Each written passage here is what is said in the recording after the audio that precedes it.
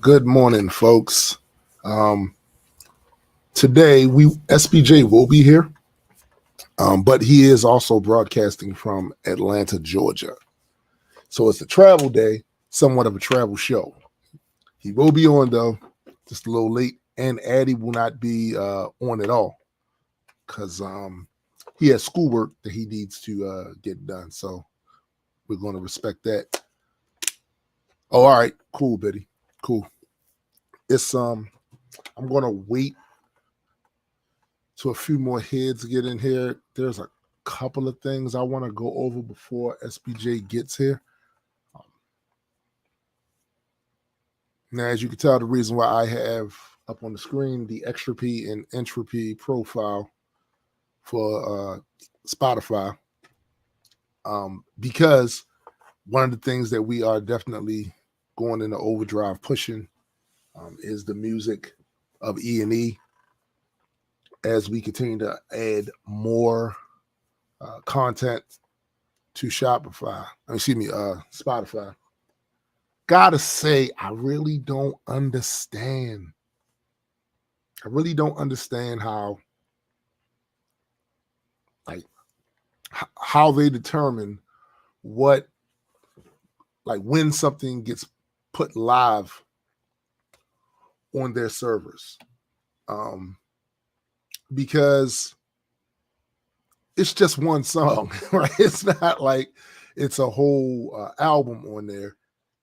Recently, Graydon uploaded, I believe, the Clash of Consequences song, or it could have been the Victorious song. Can't remember which one, but he uploaded that days ago, and it still isn't up on the thing yet. I do not understand how they determine that, if that's a tech thing, it's just part of the process, or is it some other thing? But that third song still isn't up there yet. However, probably a good thing to do is to follow the Extropy and Entropy profile up here so that you can get, notified about the new music and all of that. Good morning, Cindy. Good morning. It's a couple of things I want to talk about before SPJ gets in. It's a couple of articles. A couple of articles I wanted to read. Hey, sis. So some of them are funny. Some of them are just, just informative, I suppose. Now, I'm gonna keep it real with you. I don't really mess with Twitter, and I never really have. Although I must admit I would say right around the summer, maybe a little before the summer, I started paying attention to it more. I don't post there. I didn't post there, none of that stuff. But it does get kind of addictive, right? The scrolling up, you see news stories, you see all this other stuff. But Twitter has never been for me an option to use as a content creator. I don't really dig it. So all the stuff that's happening with Twitter now it's very interesting, of course. But like I said, for me, it's not as impactful because I didn't really care about it. But lo and behold, whole thing happening this week with Elon suspending or banning some of the reporters on Twitter. Now, the first thing that I heard from this situation was it was something about, he claims that one of the reporters doxed him, and then it just led down this rabbit hole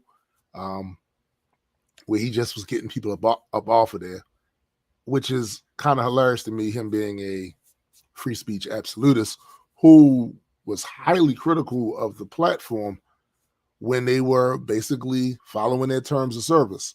Now, I've been critical of all these platforms for picking and choosing when their terms of service matters, because that's hypocritical, and all it does is it opens up a conversation to your inconsistency, right?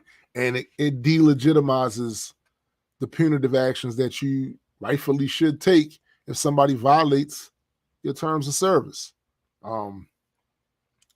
So there's an article here. Let me read. This is from the Washington Post, by the way. So take that however you will.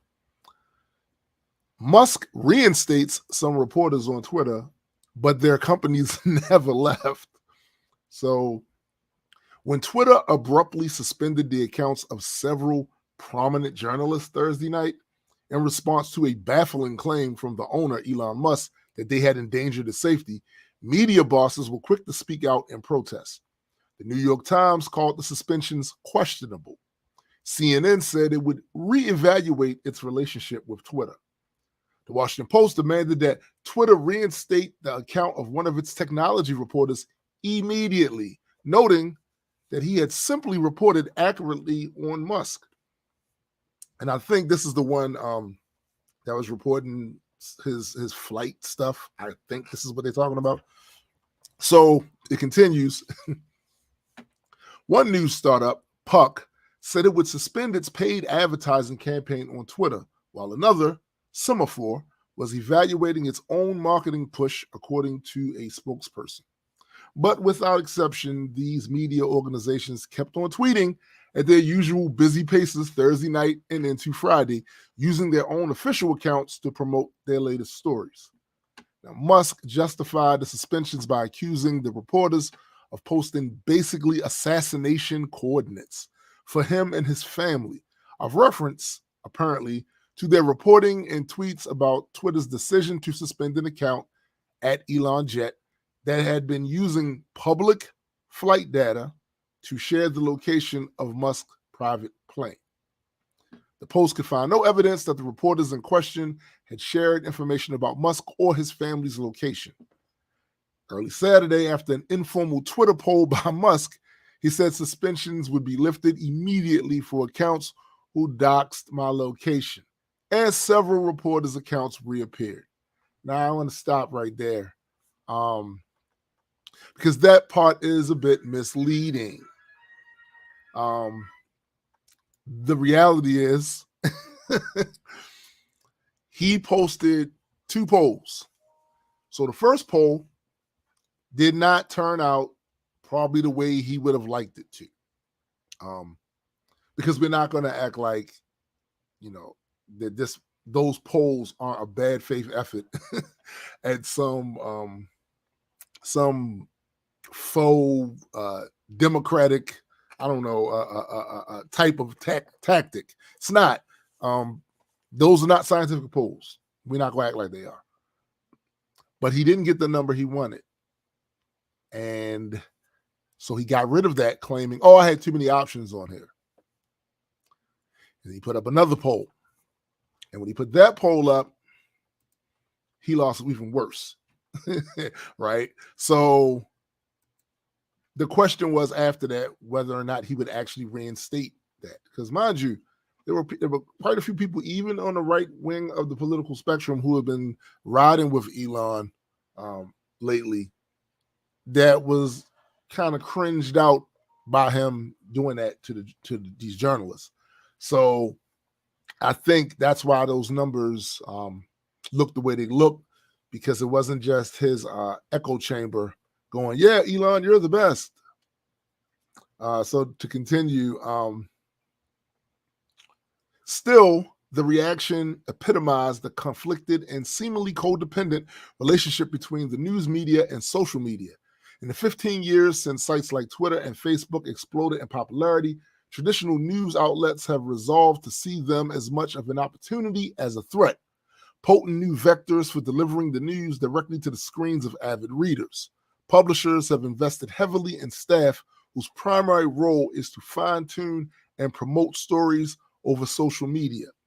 Editors prize journalists who have amassed tens of thousands of Twitter followers for the traffic they can bring to their sites. Some managers have started to question whether Twitter traffic is actually worth the effort.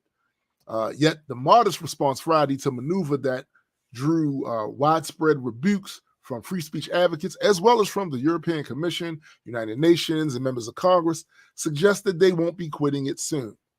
How else are they going to get the word out? Sadly, Twitter is still the only real game in town, says Vivian Sheila, a former president of NPR, who also served as Twitter's head of news in 2014. Don't get me wrong. Musk is a thin-skinned, erratic hypocrite, but he's got us over a barrel, she added. Until another social media platform comes along to rival it. And we need to talk about that too. So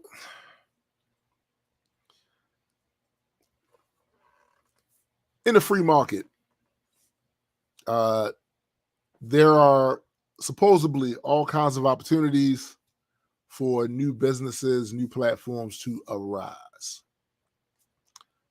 What's interesting about that is that we know pretty, I should be able to say pretty comfortably now that that's not always true, right? Because once certain platforms get a foothold into the marketplace, they pretty much dominate it, right? And yes, it is entirely possible for them to lose their standing, but a lot of that requires mistakes made on their part, alienating huge chunks of their audience or customers or whatever, having tech issues that are 100% crippling, right, for the platform and for the users, and makes it not user friendly. But in this case, just watching some of the decisions apparently being made over there is kind of crazy. This I know Elon has his fans out there. In fact, I still see some of them on my on some of my social media platforms. He still has his fans out there, but it's just wild to me to see this further insight into his personality and behavior. I was pretty ambivalent about Elon Musk previously. I didn't care one way or the other. But I gotta say, these displays of his character over the last, I don't know how many months now, it's a bit cringe. And what I don't understand is, and maybe one of you guys could explain this to me because I don't get it. If I had the amount of money, no, scratch that. If I had half the amount of money that Elon Musk has, there's no way I would be occupying my time with this. I just wouldn't. And again, a lot of that has to do, a lot of my thoughts on that has to do with how I started versus how he started, right? I don't come from money. So, maybe someone that comes from money, they are used to, having it and the resources and all of the things that it can do for you. So maybe you just get bored, right? And you want to do something else, something to occupy your time other than what you could be doing. But me, none of this seems worth it to me. Like even having business interest at that amount of money that he has, I definitely would be hyper focused on that. But I don't, this whole thing of wanting to be like super famous and super known, I don't get it. To be clear, even with the music thing, right? Siobhan, just turn it down a little bit. Even with the music thing, notoriety coming from that is just part of the job. Like you can't, if there's certain things you want to do in music, certain things, certain level of success you want or goals that you have in music, that comes with the notoriety. That's all part of the gig, right? And I've accepted that a long time ago. Even though, for the most part, for a good swath of my life, I'm not comfortable in crowds. I don't like the whole big groups of people around and all of that. I'm not feeling that.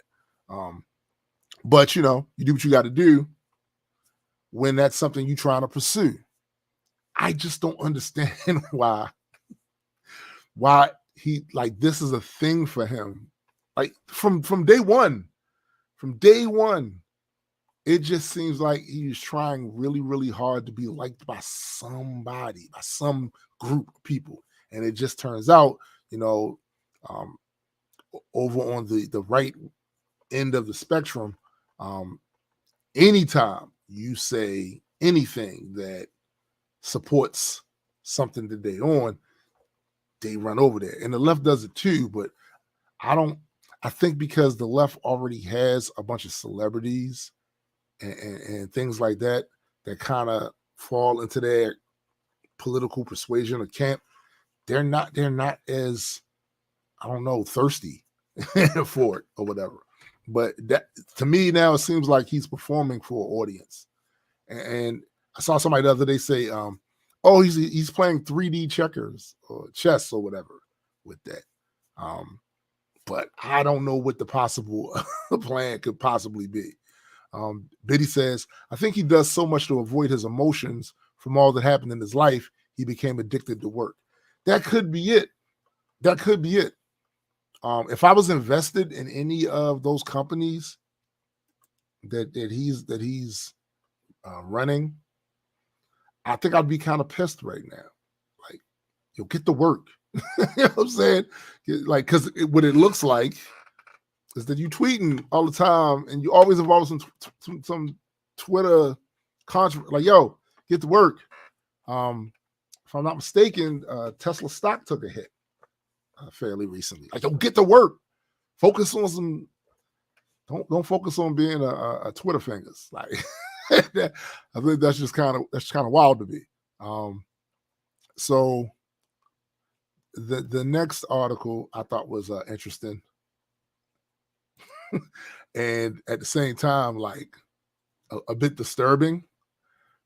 So apparently an enormous aquarium with 1,500 fish just burst, right, in Germany. So the article reads, an aquarium in Berlin housing nearly 1,500 fish burst on Friday, December 16th, sending hundreds of thousands of gallons of water, glass, and debris into the busy street in the German capital, authorities said. The Dom Aquari Complex, which includes a hotel, a museum, shops, and restaurants, was flooded with water after the world's largest freestanding cylindrical aquarium at 46 feet in height burst just before 6 a.m., police told the Associated Press. The wave of water from the Aquadome tourist attraction swept out of the building and into the street. 2 people were injured by glass splinters, police said in the tweet. Berlin Mayor Franziska Giffey told the Associated Press the early morning timing of the incident had prevented many injuries. Despite all the destruction, we were still very lucky. We would have had terrible human damage. Unfortunately, none of the 1,500 fish could be saved. There is a video. I'm going to share that to see if. Let's hope they don't ding the channel. It's not a long video. Set that up.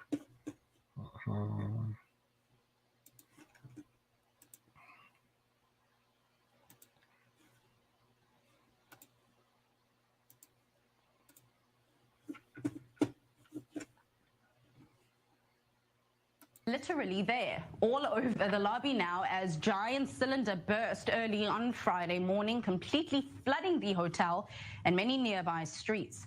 The Aquadome, as it's called, is home to 1,500 tropical fish and is around 14 meters, approximately 46 feet high. It's been described as the largest freestanding cylindrical aquarium in the world. 2 people were injured by glass shards and attended to, while all of the hotel's guests were moved out shortly after the incident. Police that arrived on the scene, along with several fire brigades, said there had been incredible damage, not just to the building, but also the hundreds of species that were housed in the tank, many of which have now sadly died. And a giant... I can just imagine the amount of expense, like the money that went that was just lost there. Not just in infrastructure, of course, of the glass bursting. Yeah, right, Biddy, right. Like, but not even just that. Those fish, like I'm sure that cost a lot of money to go and get these diverse species of fish, transport them over there, feed them, the upkeep and all of that. And I'm really curious as to what happened, like what caused it, because like in Baltimore, there's the Baltimore Aquarium, right, and it is massive, and I haven't been in there in years, but it's just a huge amount of water. It's a massive building, a lot of glass, and you have to know that they stress test that glass before they even designed it. They stress they have a really good understanding of how much water pressure that glass can stand. So what caused that to burst? Was it like I couldn't even imagine what could have caused that to burst? Like they didn't say anything about somebody damaging the glass at some point, or maybe it happened during the day when they had their tours. But again, I've seen the type of glass that they use just in these aquariums, and it's thick. So I don't know what somebody could have done that wasn't seen or heard by anybody that could cause that to do that. Crazy. 100% crazy. Biddy says, I used to have a fish tank 20 years ago, though I prefer to see all the animals in the natural environment. See, that's, the older I get with that, the more I fall in line with that same thinking, not just about fish, but about most of these animals. I start to think about, so I saw an article, just as an example, earlier today about how to keep a squirrel as a pet. And I think about all the squirrels around this neighborhood. Now, y'all know I get on here and rail against them little bastards because they are annoying and they like to dig in trash and just chew wires and all this other stuff. But strictly just from just being humane, one of the things squirrels like to do is run around, climb high up on trees, and overall just have some freedom. And the way they was describing how you take care of a squirrel, building a certain type of cage, but it had to be big enough so they could jump around a little bit. I started thinking about the cage element of it. Knowing what I know with squirrels I've seen my whole life, and particularly really noticing them now around here. I don't care how big you make that cage. It's still a cage. And even in the article, it was saying that they're wild animals. And yes, it's possible to domesticate a squirrel. But once you domesticate a squirrel, you have to be in it for the long haul because they completely lose their instincts being out there in the wild, getting food in their own, and basically protecting themselves from predator animals or all that stuff. They lose that once they become domesticated. Something about that whole thing just seems cruel to me. It does. Now, for some of these other animals that have been domesticated over the course of centuries, right, and maybe longer, we've already done the damage to them, right? So I guess it's our responsibility to make sure if you have them, to take care of them and make sure that you give them the best life as possible. But the idea of taking animals that have not had a widespread domestication process happening to them, and then putting them in these confined environments where you get to control what they do, just let them go. Like, seriously, like something about that just seems off to me. Just seems off. And this is another reason why, as I got older, I started really disliking zoos, right? There's just something about seeing these animals. And I get it at a certain point in whatever history, we did not have some of the tools that we have now. So if you wanted to see one of these things up close or whatever, see the details and all of it, it's a lot more difficult back then. And it made, I guess, some sort of sense to warehouse them somewhere. Of course, you're supposed to take care of them, but to warehouse them somewhere so people can go and actually see these things. I guess. I don't think that's necessarily true now. Like, there's all kinds of people out there in the wild snap a shot, video, whatever. Like, you see them that way. But just taking away their autonomy like that, something about that just seems trash to me. Because I always put it, and like I said, it's me projecting, just in from my standpoint, how would I like that shit? I like to be in the damn cage and can't go where I want to go. And listen, I've been arrested. I've been locked up before, right? I didn't like that, like at all. So, Biddy says, can understand some zoos allegedly saved animals, though we know better now. They're not saving them in the long run. Yeah, like, don't get me wrong. Humans have been the cause of quite a few species being endangered or just downright dying out, right? So if the purpose is to correct human folly, which caused animals' numbers to go dangerously low as far as population, I can get it. They're endangered. It's not a lot of them left. Protect them.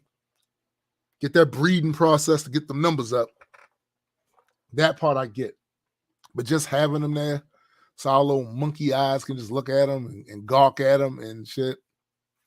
Nah. And like you said, there's been several stories that have come out over the years about how some of the animals in some of these zoos actually get treated, right? So, I don't know. Something about that just is kind of skeevy to me, It's a bit skeevy. But, at the same time, there are people that like the exotic pets. And there are some animals that I didn't even really know that they were actually like domesticated. Like, I knew about the animal, but I didn't know there's a whole market for people who take them as pets, right? And I'm not certain about how they live their lives when they're in the wild. And yeah, it's dangerous. It's dangerous in the wild. Guess what? It's dangerous for all of us. You know what I'm saying? You take your chances when you leave outside your house, right? So these animals take their chances same way we take our chances, right? I mean, I don't know. I just think that the idea of taking animals, especially animals that have not been domesticated over the years, and locking them in cages or behind glass, I think that shit kind of suck, honestly. So the next thing I want to talk about real quick is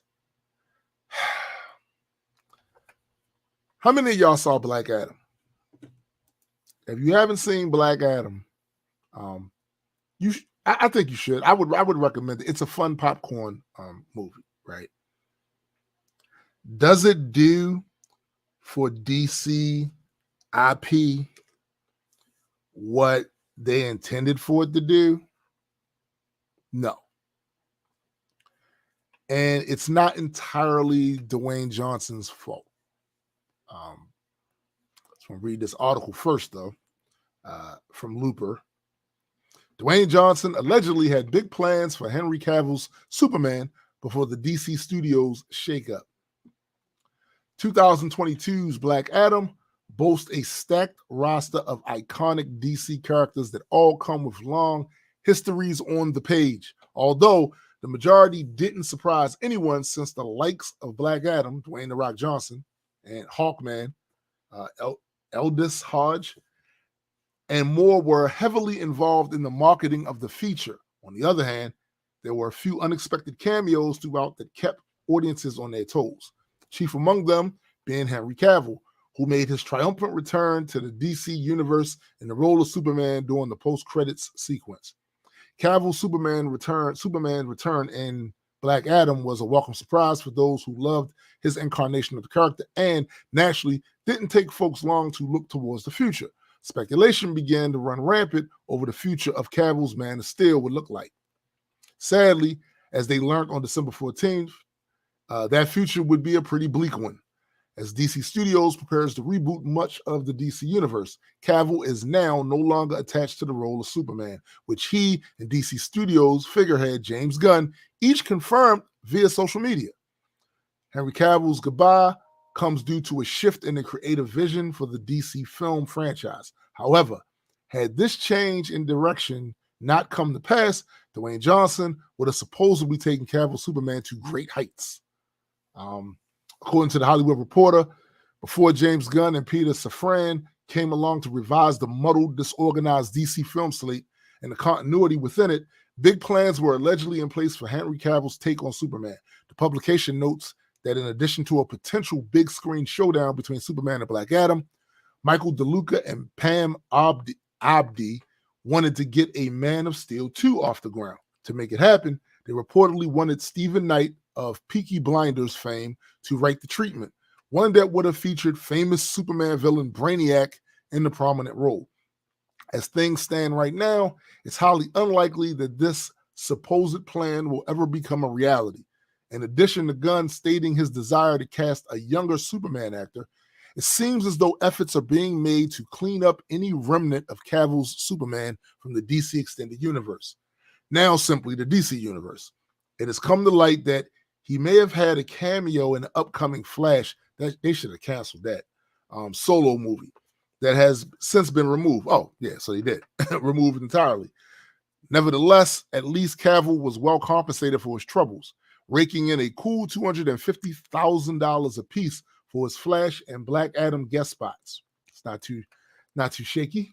Henry Cavill Superman had all the potential in the world, but it seems it will never be properly realized. At least he has a Warhammer 40,000 adaptation to keep himself busy for a while. Gotta say, I believe this would not have happened. I believe this would not have happened had Black Adam done better in the movie theaters. I think the reason that The Rock had so much pull to be able to call shots to have Henry Cavill get that role again is because of the expectation they had of what Black Adam, the movie, was going to do. Because this is The Rock. He's the biggest star in Hollywood, most paid, all of that. And they figured with his name comes clout. He's going to bring the numbers in as well as change the narrative direction of the IP. But I saw the movie. And like I said, it's a good popcorn movie. Does it have any kind of like depth to it? Even, what you would expect from a comic book movie? Not really. Not really. It's high octane adrenaline, nice action sequences, great special effects, funny one-liners, but at the end of the day, it does feel a bit hollow. So I went in and looked up the box office. So they're calling it a bust. All right, they're calling it a bust. Black Adam is now streaming. Oh yeah, that's the other thing. It's now streaming on HBO Max, which is what made me want to actually talk about this, because I went to HBO Max to watch the Justice League cartoon episode. It's kind of a Christmas episode that I watch that shit every year. It's one on the list of the Christmas shows that I watch every year. And as soon as I got onto the site, saw this big advertising. Hold up, folks. Hold up. Waiting for it to there we go. There we go. SBJ in the building. I'm here. Where the fuck is Eddie? Eddie had school stuff he had to do, so he will not be. Okay. Yeah. Well, I can't see none of the chat. Yeah, I know. I'll be relaying. Hi everyone. So I labeled this the travel show, right? Because one, I always wanted to do it like a travel show type thing, right? And some of these Biddy says, "Hey, he's here." Hey, SBJ. What up? And how some of those sitcoms back in the 90s and the 80s, they would have at least one travel episode, right? Road 2. So we're still not at that point yet. Yeah. But please believe there's going to come a day, right? Oh, I can't see the comments. Oh, nice. Yeah. There will come a day where we will be doing a travel. Without question. It's coming. It's inevitable. It's inevitable. And it might come sooner than y'all think, because next year we look, Majestic is definitely looking into these different Comic-Cons to do. So all of us just fly out there and we'll literally do episode. We'll do an episode while we're there. And that will be our first official Black Culture Geeks travel show. Yep. And hopefully it will be complete with cameo appearances from Superman, Starfleet. Of course, there will be 7 Supermen. There will be a legion of Starfleet. A legion of Starfleet. A legion. I'm just saying, that would be dope. Without question. So that's definitely something that we plan to do. Yeah. And see, y'all don't realize. Y'all lucky we don't have the resources. Because some of the shit that we plan to do for travel shows would be crazy. Nigga. It would be crazy. They don't even know. They don't even know, bro. As much as they see the shit that we do online, they don't get it. They don't get it. They don't understand. It would be insane. Man, just imagine. We if we had the resources, we fly Addie, the rest of us, and I don't know. I'm trying to think somebody else we could fly out there too. Kristen. Oh, hell yeah. Fly Marissa. I'm not calling you. Yo, just fly everybody down there and just have that overall show and shit. Fab. Oh, Fab's right here. Yo, that would be. Fab, come say hi to the people. Hey, Fab, come say hi to the people. Did he just yell?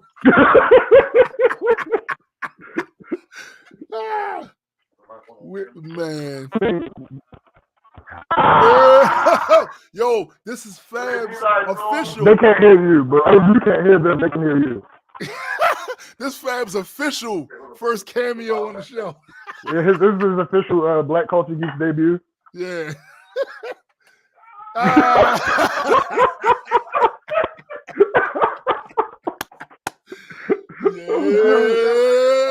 Hey.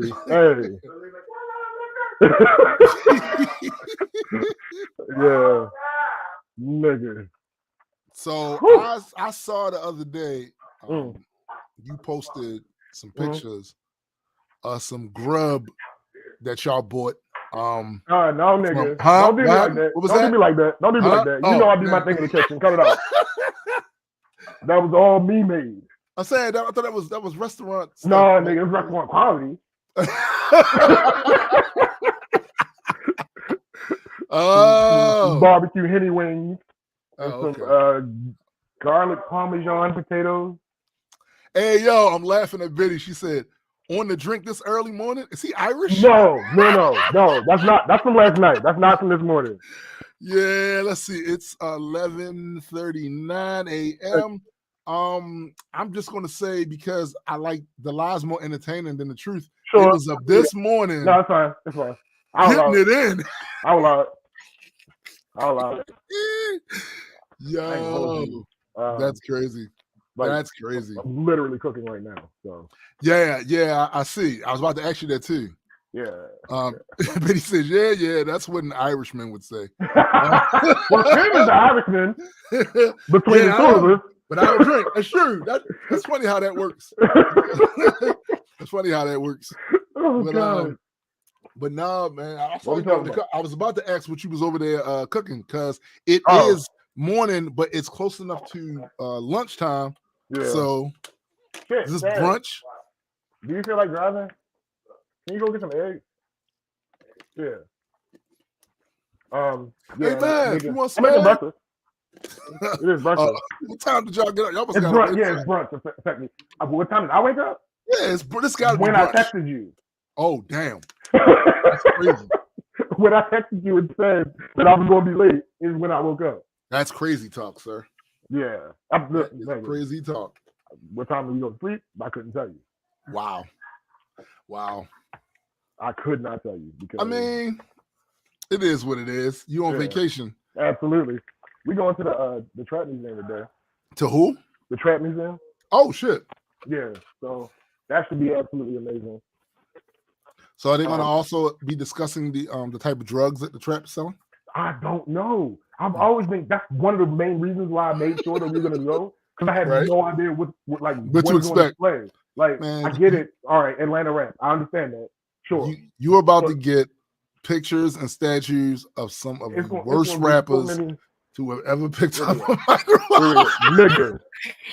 It's gonna be so many of these.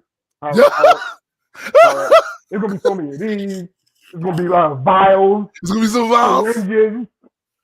You might have a picture of Walter White. Nigga. Right. You have a picture of him up on the wall. Also. Just saying. Hey, it's a distinct possibility. I'm prepared for it, but I'm not ready. Right. He got away with it? Yeah. He ain't get away with it. Yeah. Yeah, nah. I hear you. When y'all supposed to be going to that? There's no set time. Oh, okay. I thought there was, but apparently when you buy your ticket, it's for the slot of the day. So you can pick a time to go. Right. That's not milk. You said there is milk. There's eggnog too. Use the eggnog in your cereal, yo. That actually is not a bad idea. I ain't gonna hold you. Yeah, but I'm not eating cereal. That's all the issue with it. Oh, damn. It might be all done. Yeah, she came down here and made a bowl of cereal and dipped out. See somebody down there eating cereal. Ain't saying nothing to nobody. But yeah, so yeah, that's the thing. I did want to talk about one thing that happened that I was. Well, I actually wanted you to recount your vacation, like. All right, so you know. Yeah, not much happened. Mm-hmm. Honestly, we've been chilling for the most part. That sounds like a dope ass vacation. Yeah, it's like you already know, nigga. Right. I'm not adverse to doing things. Right. I'm not pressed. Exactly. So like we got down here Wednesday, and because of the pending terrible weather Thursday. Oh shit! Because Chrissy was supposed to be coming Thursday, but because of the pending terrible weather, her and her homegirl moved their flight to Wednesday. Damn it! So they got here Wednesday. We got here Wednesday. We chilled that first night and really do too much. I think we played like card games or some shit like that. Right. Thursday morning, I woke up, nigga. So I tell people when I have my blonde moment. Yeah. Because I feel like I'm hardly joking, but I'm dead serious. Right. It is exhausting being right on time. Particularly the shit that we predict. Yeah. It's exhausting being it's right also on time. sad a lot of the times. Like, So I like to celebrate when I just be off. Right. So in the morning. So one of the things with this Airbnb, they have this like list of things on the fucking refrigerator. Mm-hmm. And one of them is a request because fucking the trash men come on Thursday morning. So the request is on Wednesday night or Thursday morning, if you can roll, because they keep the trash on the side, if you can roll the trash to the curb. I'm like, all right, cool. The only issue is, I don't know who the fuck was here before. I don't know if it was a party or some shit, but the trash cans were overfull. Dumb full. And it was pouring down rain Wednesday. So So I was not about to do it Wednesday. Nah. So I wake up early. Well, what I thought was early. Thursday. And I go ahead. I walk out the house because I was going to Walmart. Walk out the house. I grab the 2 trash cans. I roll them down to the curb. Right. And I got a little trash juice on one of my hands. You got some dumpster juice on your hands? Juice, nigga. I'm like, yo, this is the worst thing that could have possibly happened. Yeah. Oh, I'm like, all right, I'm gonna go back in the house and wash my hands. Burn your hand. Yeah, just burn it. Nigga. So I get to the door. I put the code in because I don't know how common it is because I've only had a couple of the Airbnbs that I went to, but they have the little door code that you put in to unlock the door. So I put the code in because I'm like, yeah, my memory's bad, but I literally just did this yesterday, so I remember the code. Right. Put the code in, red light blinks. All right, maybe I press the wrong button. Put the code in again, red light blinks. Okay, maybe I forgot the code. I do that. I forget things. Pulled my phone out, looked it up. I had the right code. Let me try it again. Put the code in, red light blinks. Fuck. All right. Well, I hadn't had hand sanitizer. So I was like, all right, I'll use hand sanitizer. I'm gonna go to Walmart and I'll worry about getting in when I get back. Shortly after I pulled off, I realized there was a very good reason why there was a red light that blinked when I put the code in. Such as? The door wasn't locked. Oh. Yeah. The door was not locked. Was not locked at all. I literally, if I would have tried to open the door, it would have opened for me. Wow. But because I got the red light, I'm like, oh, something's wrong. There's no reason for me to touch the fucking doorknob because it's clearly not the code's not working. Right. Yeah, right. The code did exactly what it was supposed to do. But yeah, anyway, so the thing that I was completely flabbergasted by, and I shouldn't be, because I know this vile, decrepit species that we call humans.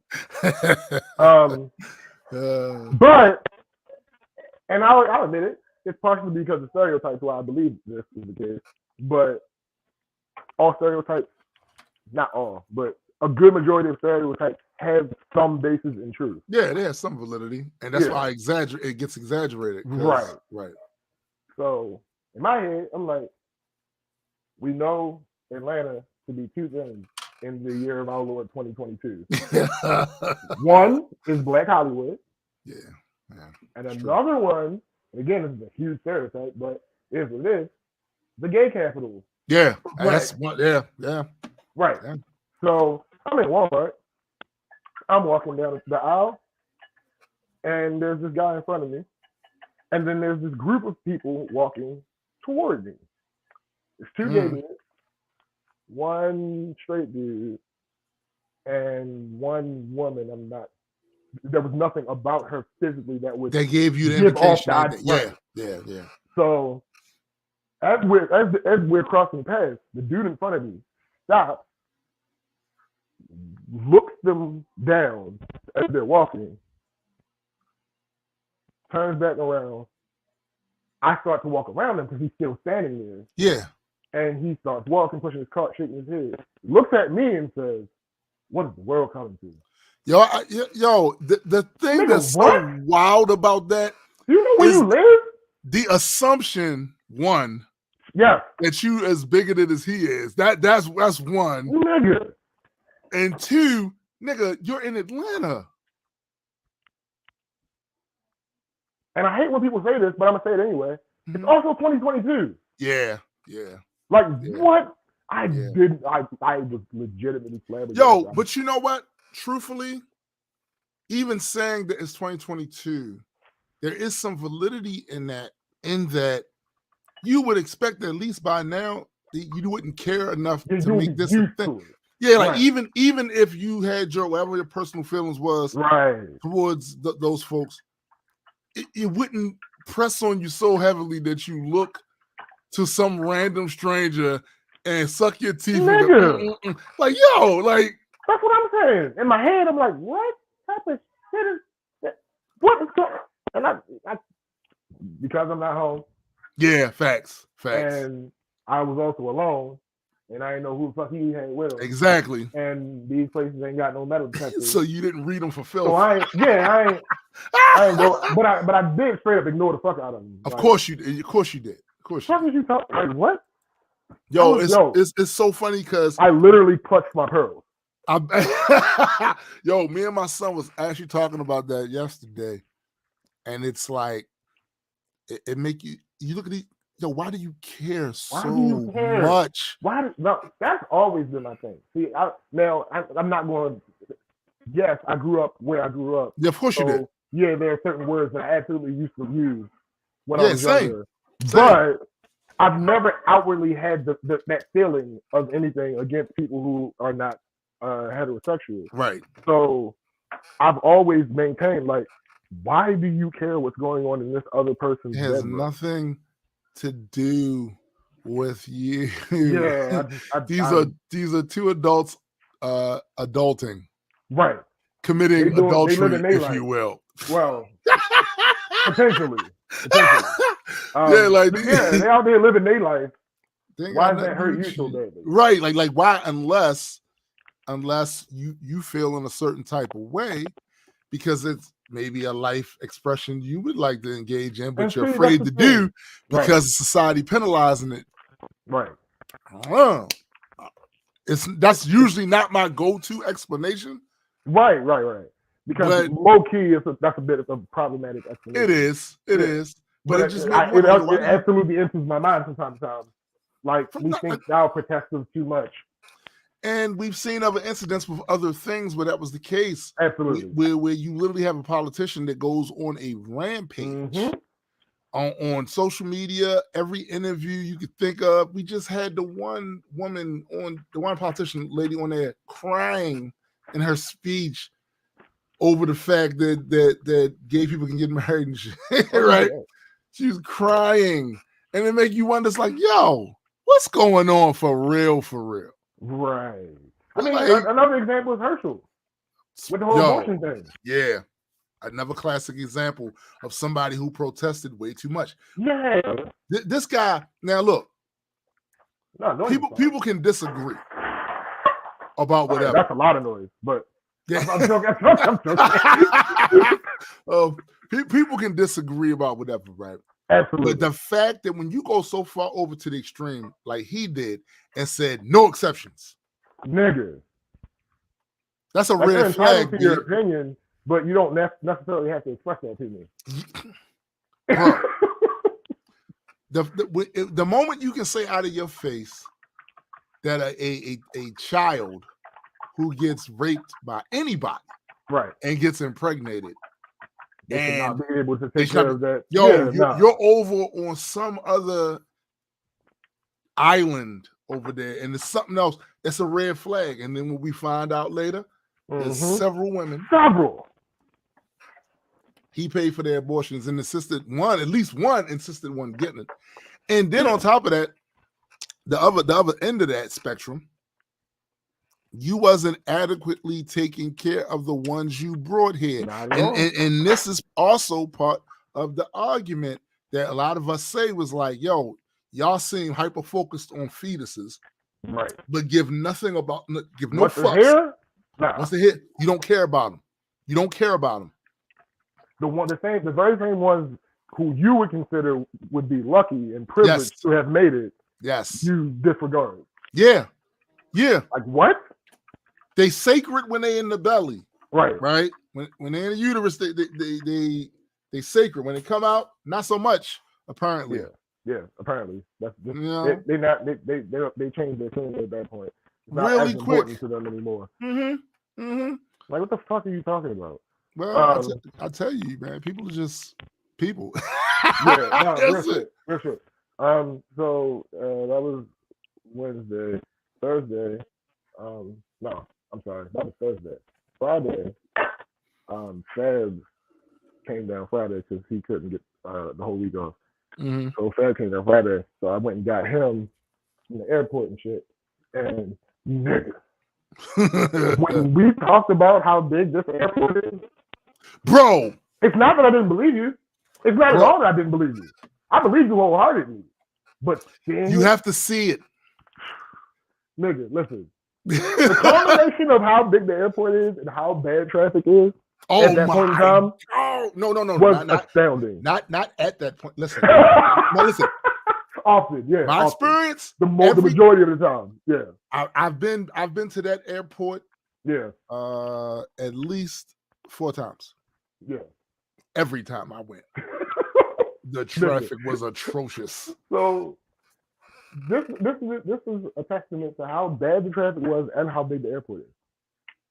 Mind you, I'm driving. Right. So I made a mistake and put in my GPS to go to the international side instead of the domestic side. Right. So I get there. I got from the Airbnb to the international side in like 20 minutes. Wow. Not bad. Not bad at all. Nigga. But it was also before 9 o'clock. Oh, damn. So once I realized I was in the international side and I put in my GPS to go to the domestic side, the GPS said 15 minutes plus it was red, which means that there were backups and shit. Yikes. Nigga. Yikes. I'm here already. Why should I have to drive for 15 more minutes? Facts. Yeah. So that happened. Wow. And then after that, I mean, that was literally yesterday. So I mean, like we ain't really done nothing crazy outside of the house yet.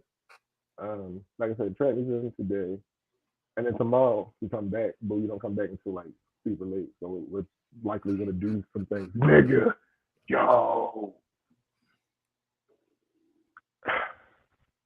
There was one time.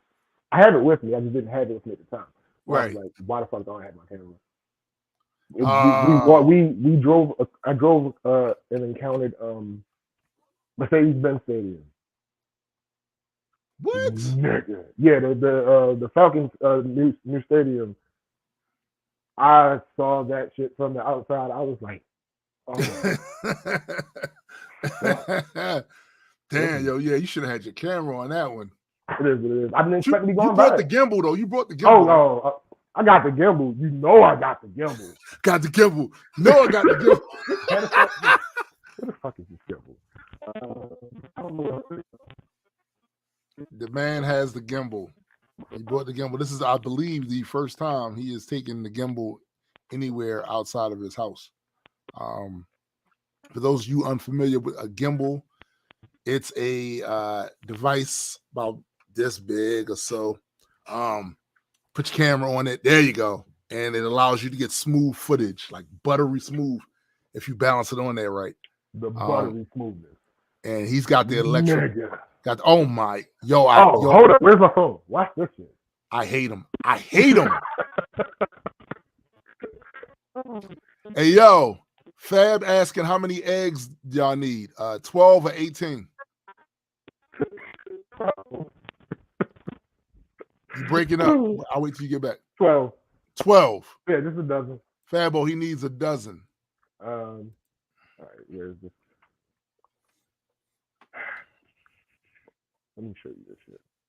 Which I have no idea how I'll use it, but I know at some point I want to make some way to use it. Of course you are.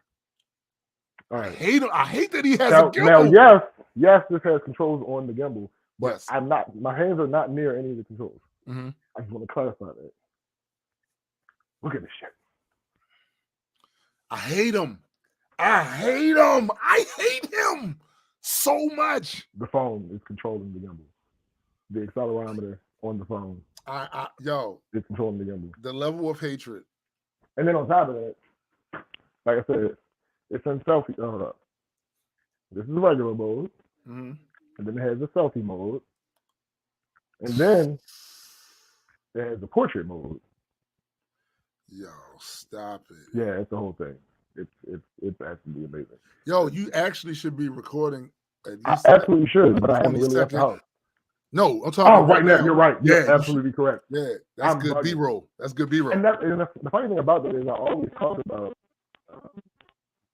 that aspect when I make, because y'all know every time I leave for vacation, I do a vlog. Right. I often talk about the aspect of never having a complete Enough video people. because Yeah. it's just I'm not on vacation with like-minded people who are thinking about doing that, and That's to be true. accommodating. That's true. To be accommodating, I often leave it on the back burner sometimes. Mm-hmm. So yeah, this is, no, but that 100% makes sense. you see Kingstone's nostrils. You don't see nothing. It's focused on you, my guy. It ain't saying. But, oh god. But yeah. So overall, yeah, it's been pretty good. I did run into some stupid shit on Twitter. Oh well. Oh, but hold on. I think I've realized. I don't know if Biddy said Johnny 5 is alive. That's absolutely hilarious. I think I've broken down my issue that I have of every time I go on vacation, I stop playing literally every game that I'm playing on my phone. I think it's notification fatigue.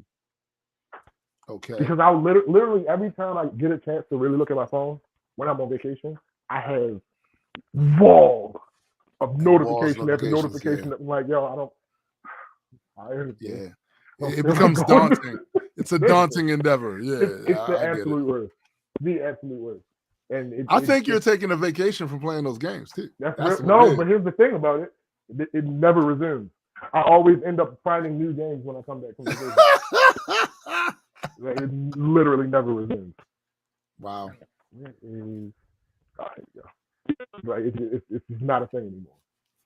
Damn it. It is what it is. I really like these games though. So see, that's the thing. Me personally, I've tried them, and they keep my attention for a bit, and then I'm just not on them no more. Like, yeah, I get it. But like in the stretches which hasn't really been the case this year, but in the stretches where I have like long time before I go on vacation, I'll be playing the game forever. Well, see, I know that for a fact because I've seen it when we used to do the Rise podcast on location. Yeah, I was playing the same game forever and ever and ever, but almost like clockwork when I go on vacation. Because generally I have like 3 games that I'm playing at one time on my phone, and I'm lucky if one of them survives the vacation, like every time. Bro, honestly, I don't even game in general as much as I used to, and it sucks. Now, don't get me wrong. Every so often, a new big game will come out. I'm looking. Well, once Bethesda drop that hammer, bro. Once they drop Starfield, I'm gonna be on it. So those type of games, yeah. I think what it is, it's the exploration type games. Yeah. Like anything that's offering a big play environment. Yeah. With content strewn throughout it, and I get to see new things, and it can last for quite a bit of time. It feels like I'm someplace else when I'm playing it. Again, we talked about that. That's one of the reasons why you don't play the game as much, because you're getting that fulfillment elsewhere. That's true. Because if I can sit there and write an entire I actually say that in an upcoming song about writing entire universes. Like, don't fuck with me. You know what I'm saying? So my mind goes directly into those spaces, and then having the ability to have almost immediately some type of art that represents that. Yeah, it takes a lot of that. Yeah. And probably as time goes on, the more resources that the comic book company get, and we start being able to do animation and all this other stuff too.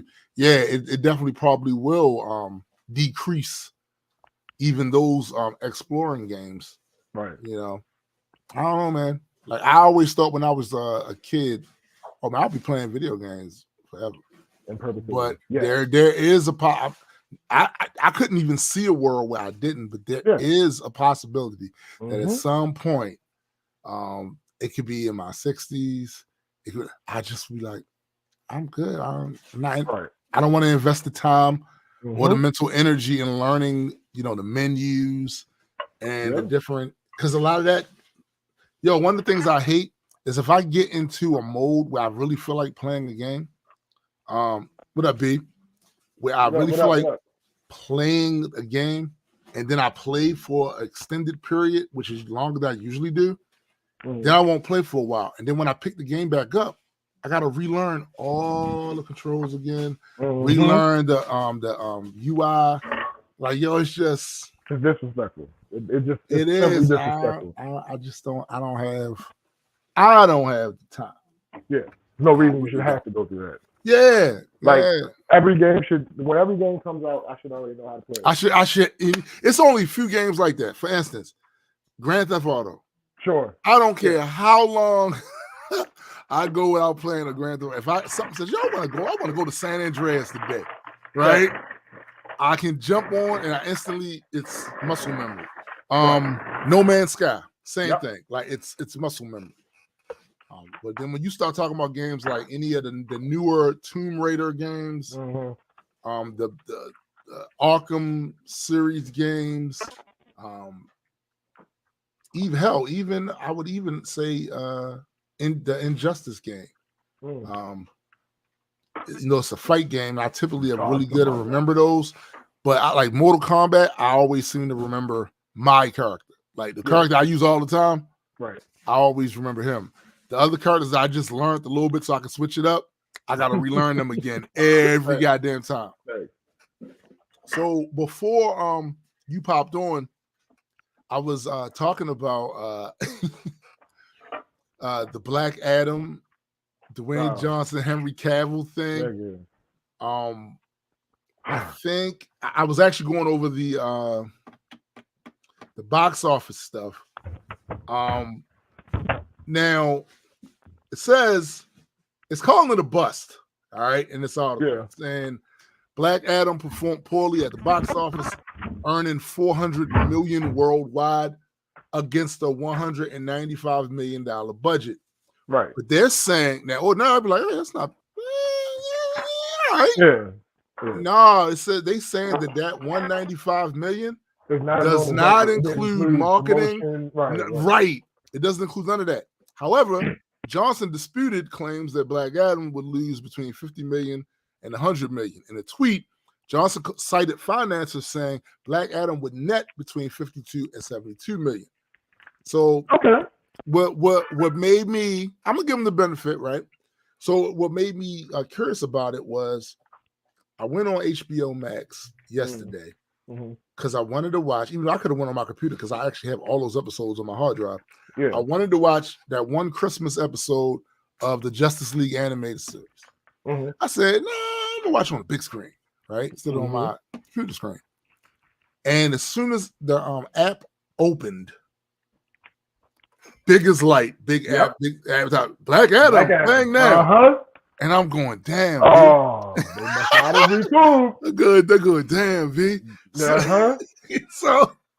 So it puts everything, this whole thing. What up, DJ? It puts all of this in perspective, right? Yeah. Because here's the thing. They wanted The Rock, and The Rock wanted to do it. The Rock looked attractive because he's biggest movie star and makes the most money. Everybody brings people in, all of that. And the whole hope was to change the narrative fortunes of DC IP in movies. Right. And they figured with The Rock. But the truth of the matter is, and I tell people this all the time, it's not that Black Adam is not an entertaining movie. It is. No, I love the movie. But it's not the type of movie that's going to change the landscape for that IP. Wow. It doesn't set new precedents. It doesn't like do a redo, a reset of all. It doesn't do that. So because it doesn't do that, it doesn't cover enough ground for what they need, the ground that they lost overall. Honestly, it's probably top 3, maybe top 5. Yeah, DC, EU movies for me. Enjoyable, as far as being enjoyable, 100%. But here's the other thing. Apparently, I don't remember who it was. It may or may not have been you. It may or Mhm. may not have been Cyrus. But I got into a back and forth with one of y'all motherfuckers about DC when Discovery purchased WB. Oh yeah, I forget. And I was which, like, okay. yo, I have no hope that anything is going to change. Right. And the rebuttal was, oh yeah, it'll be better, blah blah blah blah. Oh, that wasn't me. That wasn't me. So here's the thing. When they announced that Black Adam was coming out, the idea was supposed to be that The Rock was going to have power in DC. Yeah. Dwayne Johnson was going to have power. Absolutely. He produced that movie. Well, Napalm is saying The Rock used his own money and producers. That's why it came out so fast. I would argue it didn't come out fast. I would argue we waited for that shit. No. I think what he's saying is it was dead on the shelf. And then once that decision came down that The Rock was going, then it expedited its release. Right. And that's the thing. That's what I don't believe I saw this from an official source. It may have just been a rumor, but the idea was The Rock was going to have say so. Yeah. Moving forward. Yeah. And then James Gunn announcement came. And then I saw something else that said The Rock is not a fan of this hiring.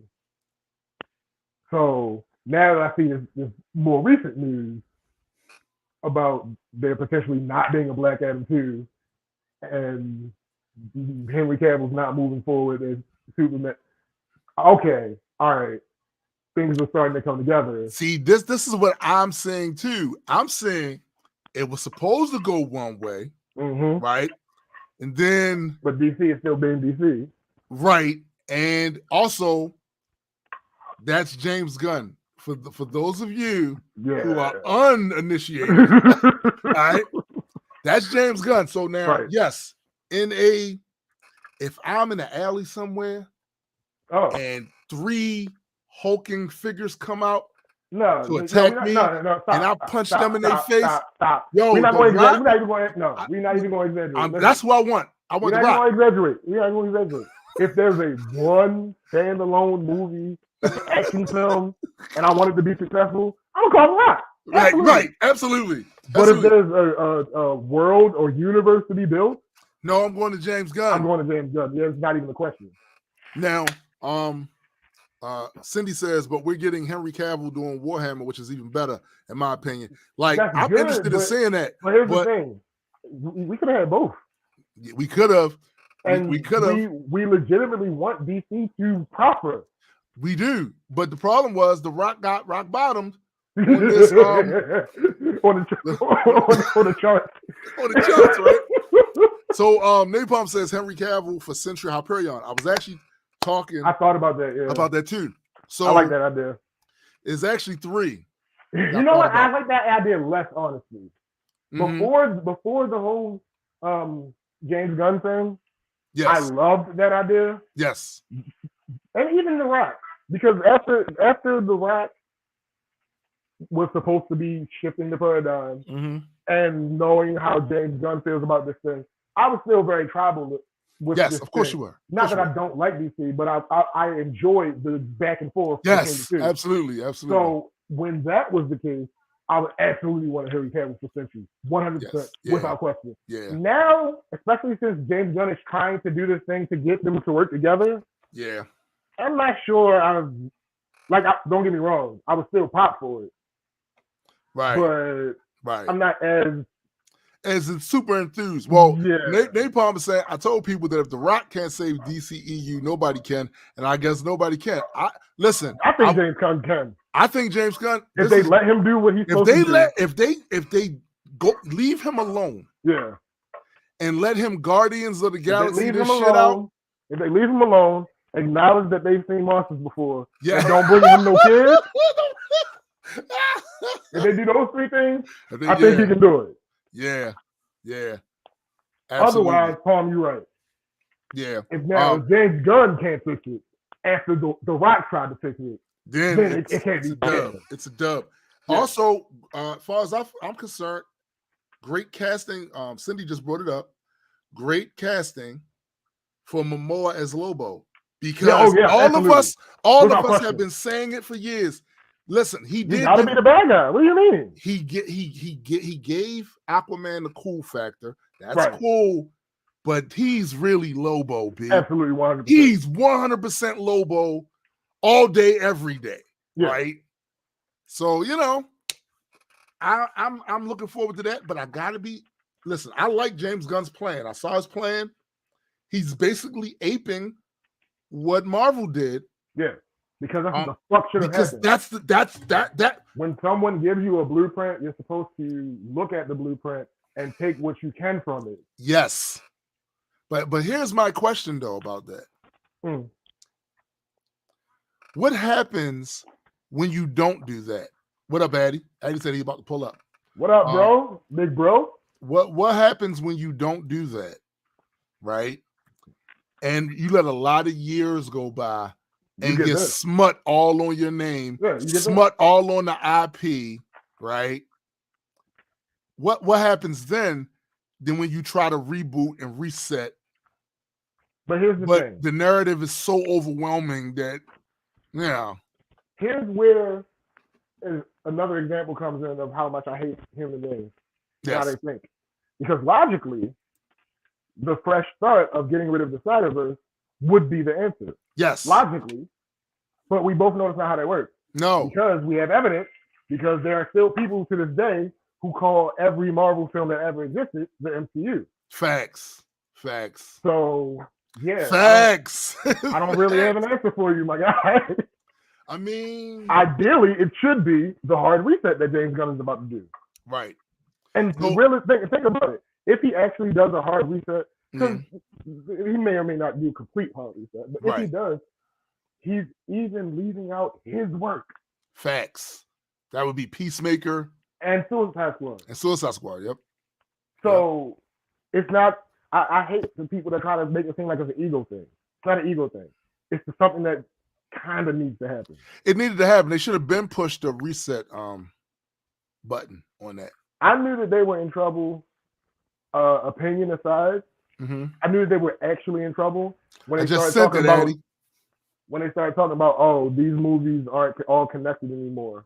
Yo, that's when I knew they was in trouble. Talking that shit, that's when I knew they was in trouble. Now, Napalm says, plus DC just canceled the only Batman movie he was interested in. I'm going to keep it up 100 with all of y'all.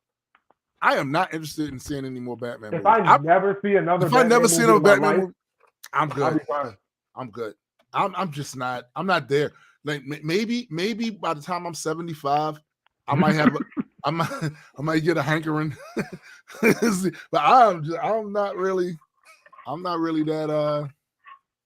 that pressed. I'm not. In the slightest. It to me, look, it could be a great movie, but to me, it's more of the I'm mad. But here's the I thing. am the night. What up, Verm? What up, Vernon? That's the other issue that I didn't mention. The one big thing working against DC is they fucked up. Yeah. Because specifically, it's because their most profitable, the Holy Trinity, has been done. Agreed. Particularly the two males has been done ad nauseam. Agreed, bro. Agreed. So that kind of fucks them up because when you go to restart, everybody ain't gonna get as lucky to have an Iron Man work the way that it works.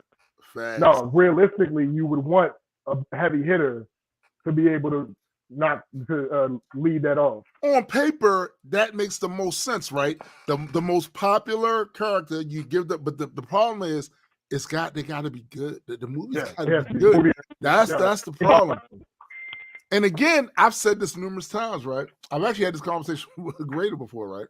I said, Graydon, I think the reason that you favor DC is because you see Marvel as the Lakers and you see DC as the Clippers, who were the underdogs for a lot of years, blah, blah, blah. I said, I got to tell you, you got those mixed up. DC was the Lakers. Absolutely. Marvel was the Out Clippers. of the top three most popular superheroes, who has two and who has one? Right. He has two. Marvel has one. Marvel has one. And DC was in the movies first. Absolutely. And they was knocking sparks. Christopher Reeve Superman is iconic. Michael Keaton Batman is iconic. They did it first. They was on some Ray J One shit. of the most seminal roles that people ever talk about that will never be outdone. Heath Ledger's Joker. Facts. DC had the lead. DC had the lead. Marvel They was fumbled. the underdog. So basically, Marvel was the Clippers that got nice. They got nice and start putting hands on Lakers. You know what I'm saying? Right. Real shit. That's what it was. That's what it was. That's absolutely what it was. Like, you're not gonna act like the opposite is true. I get the idea. DC wasn't flopping in the movie theaters at first. Hell no. No, they lost was the changing trust. the narrative. Bro, I remember the first Batman movie, the Michael Keaton Batman movie. I went to see that up at Security Mall, a movie theater. Yo, the line, you know how the movie theater up there is separated from the mall. Yeah. The line from there was from the theater door back to the mall. Fuck. Yeah, bro. Like, nah, they was killing it. Word. Then on top of that, the legendary Prince did the soundtrack. Yep. Uh-huh. I still rock with them. Them songs are still dope. Like now, Party From Man the is still Rose, my dope. guy. What? Who don't like Phil? Come on. Maybe Fish. But other than that. Well, fucking Orcas don't. Fucking Orcas don't like Seal either. Assholes. Being dicks for no reason. No good reasons. Just because they exist. Sometimes they're bored. Sometimes, you know, you tolerate it, and sometimes you need a kiss from the rose on the gray. You know what I'm saying? Yo, Orca are the humans of the sea. They are, yo. They really are, yo. Fucking people for no reason and shit. Fucking assholes, yo. Fucking people for no apparent reason. Talking about Free Willy. Fuck that. Man, Willie better free himself. You better free yourself. Oh my god. Ain't nobody got time for that. Nah, I'm not with it. I fuck with them because they got Black Air Force energy. But yes, they do. Outside of that, nah. I'm not riding. So have you been seeing any of the articles about Avatar, The Way of the Water? No, I'm specifically ignoring all this shit. Yo, most of this shit sound like propaganda to me. I'm sure it is though. Like some of the stuff that they saying. For instance, one of the quotes that I saw about it, somebody was like, "Are you serious? Why would anybody?" Hold on, I'm gonna get the exact quote that I sent in this article. Like, I thought this was such cap, considering the first one, right? Oh, this is what he said. Mike Ryan says, "Avatar, Way of the Water. Yeah, never bet against James Cameron." Oh, yo, I know we're not doing that, yo. That's an interesting thing. I know we listen. I'm not saying James Cameron ain't had some smokers. Of course, he absolutely has. Right. Fucking, even though I don't like the movie Titanic, right? He got some hits. He got some, but yo, we talking specifically about Avatar, and we know what carried that Avatar movie the first. Yeah, and here's the thing. Wait, before you say it, here's the thing. When we were watching Black Panther, and just Chris and Aaron, we was in the theater when the preview was coming on. The preview for Avatar came on, right? And just Chris was talking about how he never saw it, about the first one, and I'm like, yo, let me say this to you. At the time, right, when that movie came out, right, it was the most visually stunning thing I had ever seen in my life. Yep. I can't say that I have anything else good to say about it. Yeah, and we know that's what carried it. So, like, we talking specifically about this particular IP. We ain't talking about all the other stuff. This IP, yes, it's plenty of reasons to have your doubts, because it's about, at the end of the day, that those effects aren't going to hit the same now, because we've seen other, like, he definitely initiated a lot of it, but then other people took those techniques and ran with it, right? And did their shit with it. So, this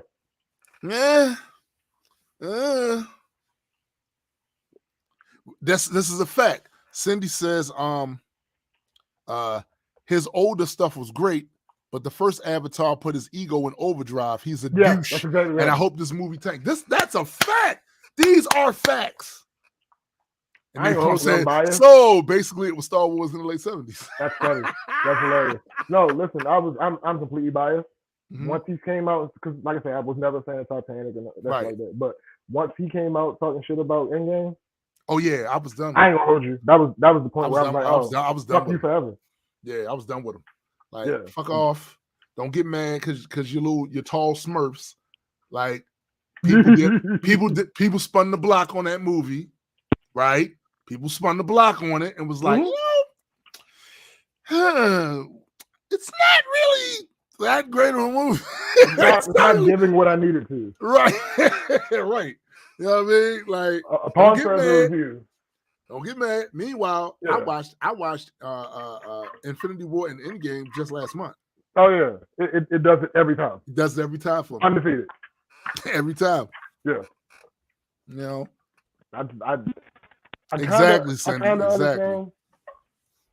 That doesn't make many of us upset about it. Yeah. I get it. I understand why you want to. Here's the thing. All you had to do was and he did some of this. All you had to do was congratulate them and shut the fuck up. Yo, this is the part that also it adds to the fervor of my disgust, right? Because, and we've talked about this on the show before, for years,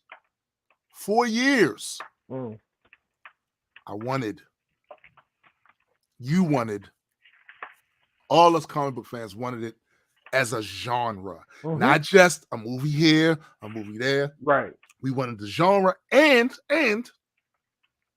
connected. Right. You want the universe. This is what we all were wanting.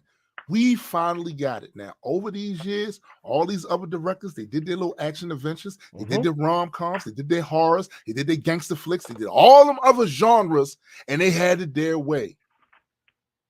Soon as we get and shit. Right. Soon as we get our genre, the genre we wanted, and instead of it being relegated to just a small niche audience, it blew the fuck up and became iconic pop culture, relevant, and all of that. The hate come. Yep. Now all of a sudden they ain't real movies. Right. Now even though they got scripts, key grips, directors, right? That's like now all of a sudden all this goofy shit. When they start talking about how they're not doing no other movies in Hollywood when we literally see a string of other movies throughout the course of the year. Yeah. Like if you look at the top grossing film from month to month, like the vast majority of them some years is not the vast majority. Right. But the overall majority of them are not comic book movies. They're not comic book movies. So we start seeing this goofy shit, right? And it was bad enough that for many of us that was into these comics real heavy, there was a societal stigma on that. Yeah. Especially once you got past a certain age.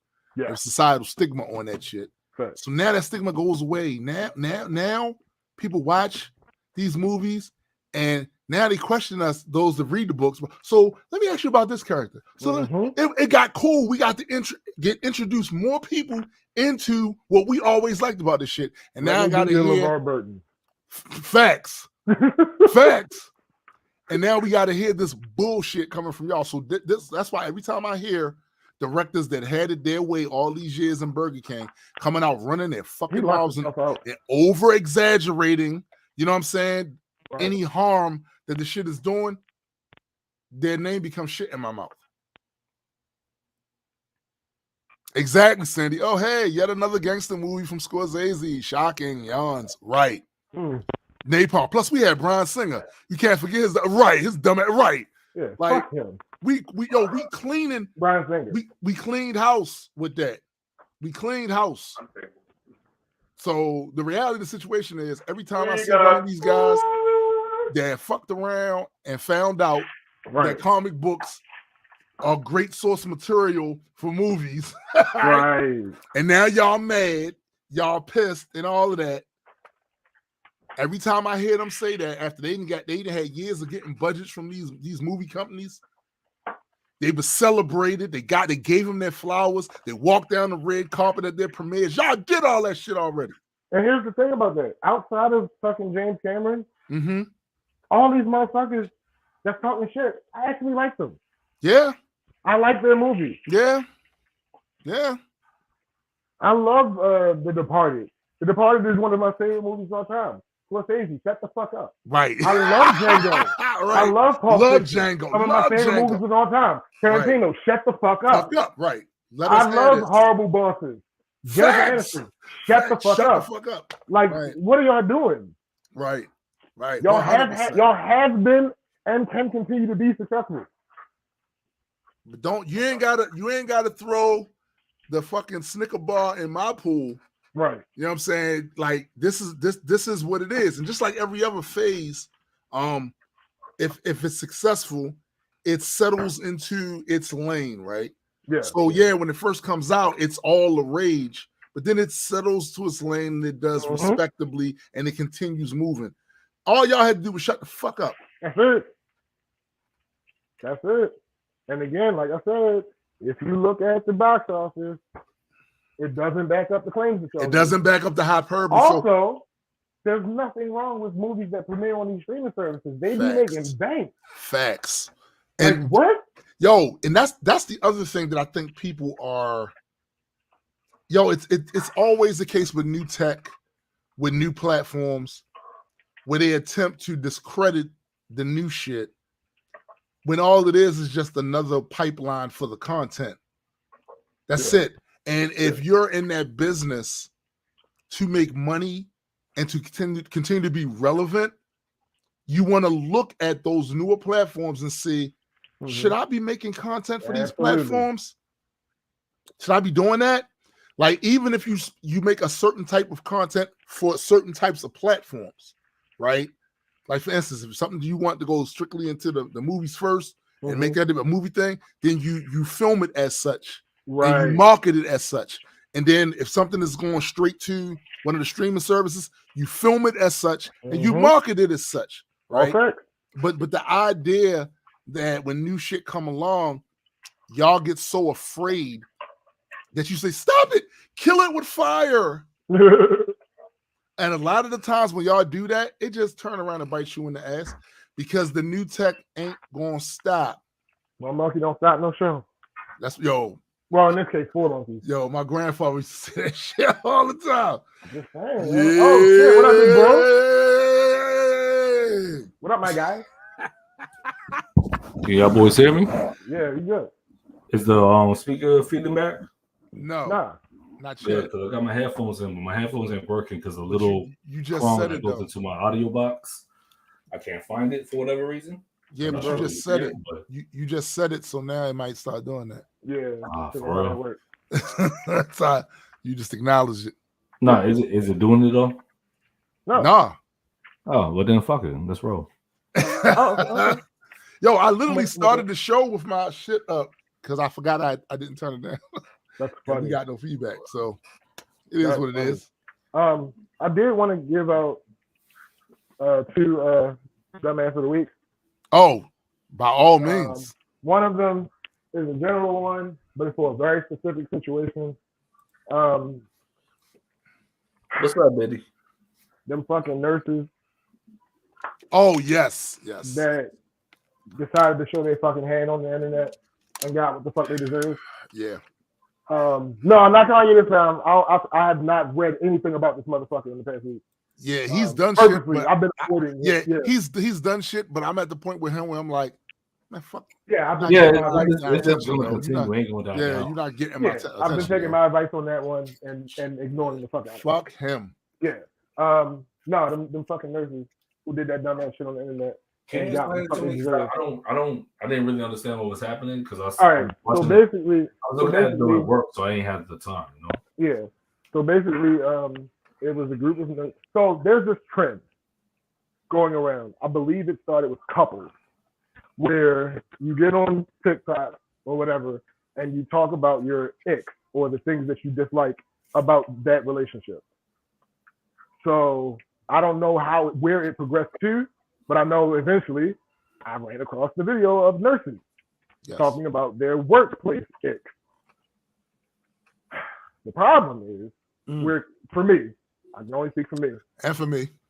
The problem where that comes in with that is, and this is why it was so. The two reasons why I was so adamant about it. Number one, with Secret Central, it was just because of the whole. It was in Atlanta.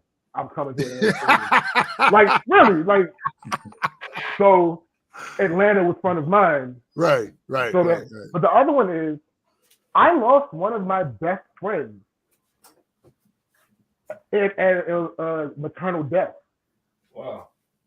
Yes. So I don't. That's not something I play about. Yeah. Like I don't take that lightly at all. Yeah. So I lost a close friend too. Like so I know what you're talking about. Like this is somebody that I went to fucking elementary school with. What you talking about? Like yeah. So I don't take that lightly in any way, shape, or form. But on top of that, y'all been on here. Y'all know who I am. Most of you that are like frequent, y'all were on my old Facebook page. Right. I don't play about the black women. It's not my thing.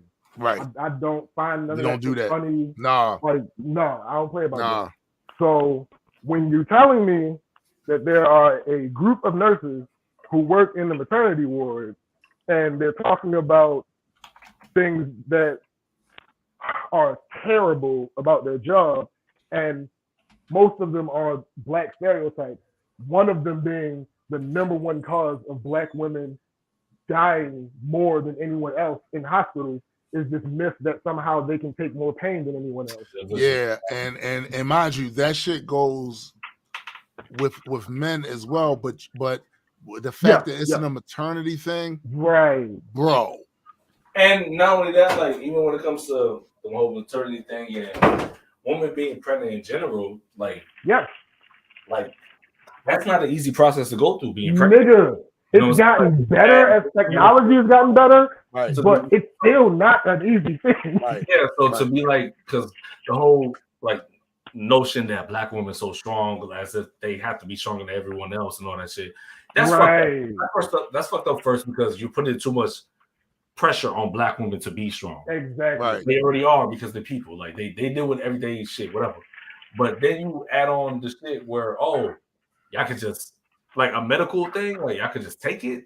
Yeah, that's crazy. Yeah, that's wow. crazy. That's crazy. That's crazy. And it literally leads to them dying. Yeah. Like directly leads to them dying. Yeah. And on top of all that, the one who did that in the fucking video was the one white nurse in the group. Yes. And she didn't get y'all checked, let and they that allowed video go up. And they allowed it, right. What the fuck are we talking about? The rest were other black nurses? The rest were black women. Yep. No, that would have been out for me. Right. And then one of them was like, when the baby father in here walking from room to room, shut the fuck up. Yeah. And mind your business. Was it like all black? Was it like they all knew each other, or was it like? No, it was the same. They worked together. They were at the same hospital. Okay, because I was. They were on the clock, Eddie. They were on it. Literally, they shot the video on the clock. No, I was wondering because you know how like TikTok you could do like tag videos. With no, it wasn't no compilation. Yeah, they were. They were on the clock. Worked together. They were in a hospital that's like 10 miles away where I'm staying right now. Right. And that was the other part of it. It's a hospital in Atlanta. Who the fuck are your clientele? Say it again. Right. So no, I wasn't having none of that shit, and I was happy as soon as the update came that said that they got fired because. Wait, all of them? Yeah. Because the thing said we are aware of the video of the former employees of this. Right. Yeah. No, they got them the fuck out of here. And if for no other reason than the fact that belief informs action. Yes, there are absolutely a bunch of nurses who can feel the exact same way. And not we found out about you. That's right. You no longer deserve to work in the field. You put yourself out there. Right. And that's it for you. So we are like, that's it. Like, and the truth is, what did we start seeing this last week? We started seeing people that were patients of these people coming out, speaking up about calling out that hospital and even some specifically of the nurses that were in that video. Yes. Wow. Yes. For ignoring or being otherwise detrimental. Dismissive to that. Yep. Which is the thing. My sister's been in hospitals like often, and they tell me the same thing. Like they don't feel like they're listened to. It's a whole thing. Like literally, we already, as Black people, they already have an issue trusting the fucking medical community. Facts. Well, For good reason. We have our reason. For good reason. Absolutely. You don't give them more reason because it's going to lead to more death. It's because it's going to lead to people not going to the doctors that they need to, because that's not something light. That's not something to take lightly. Especially in our community. Because I'm gonna tell you, well, as of late, I've noticed it in a lot of other communities too. But especially in our community, once a narrative get going, nigga, no matter what the facts say, they gonna keep running with it. They're gonna keep running with it. All right. So the other dumbass. So to be clear, in this situation, the dumbasses of the week are the nurses. Yes. Yeah. Okay. So this other one, I don't know if any of y'all know about this guy. I didn't know who he was, but he isn't necessarily the top story. It's I don't know what he does, but the people that I saw talking about him first referred to him as a dancer. Okay. So, but I probably don't know any guy dancers. Shut up, nigga. I'm just saying. The personality, not person. Well, yeah, his personality was infectious. He was a big deal. People knew who the fuck this person was. Okay. This was like a celebrity. Even if he was D-list, he was a celebrity. He was a celebrity, right? He committed suicide. Oh, that dude. Twitch. Okay. Twitch. Yeah. I didn't hear about that. 40. He was 40. He committed suicide. So, Lil Romeo, Percy's son, put out a post on social media like, this is crazy. I literally just watched a man ignore his children's cries about mental health and suicide and then get on social media and talk about some man that he never met. I saw that post somewhere. Y'all need to pay attention to who y'all idolize. Yeah. This was Little Romeo saying this about his father, obviously. Yeah. Damn. Yeah. Let me read you this. This no name. Says, it's really sad to hear this isn't the first one. The first one is a response to Romeo's post. He is wrong. Parents are not perfect. Master P couldn't have imagined this could happen to his family. He endured way too much. In my experience, this generation is mentally and physically soft. It is daunting because if they knew what we had to do for our children. That was her response to this post. Wow. Now this is a separate tweet that got shit to do with this. This was a tweet from really like earlier in life. She says, I don't have that tweet. She said something to the effect of. She said something to the effect of, mental health is very important. You gotta pay attention to these Black men when they tell you they have issues. Hashtag men cry too. You understand how these two messages don't go together? So, oh no, here it is. It's really sad to hear the passing of Twitch. He seemed to be full of life and always seemed to brighten up every room. Just shows you that what you see on social media isn't real life. Men's mental health is no joke. It needs to be spoken about more. Hashtag men cry too. We're not even changing topics. You're still talking about Twitch. Right. But now you're projecting and saying that Romeo is soft. Yeah. Because, and then she says, because somebody got in her ass about this. Right. Of course they did. She says, somebody said basically, like, no, Romeo's not wrong in this scenario. Like, what the fuck are you talking about? So shut the. She says, he is wrong. Parents are not perfect. Then someone says, so this generation is soft, but Twitch isn't. Normally, I would be like, of course you would. Not. It's not victim blaming because I know what you're saying. I know.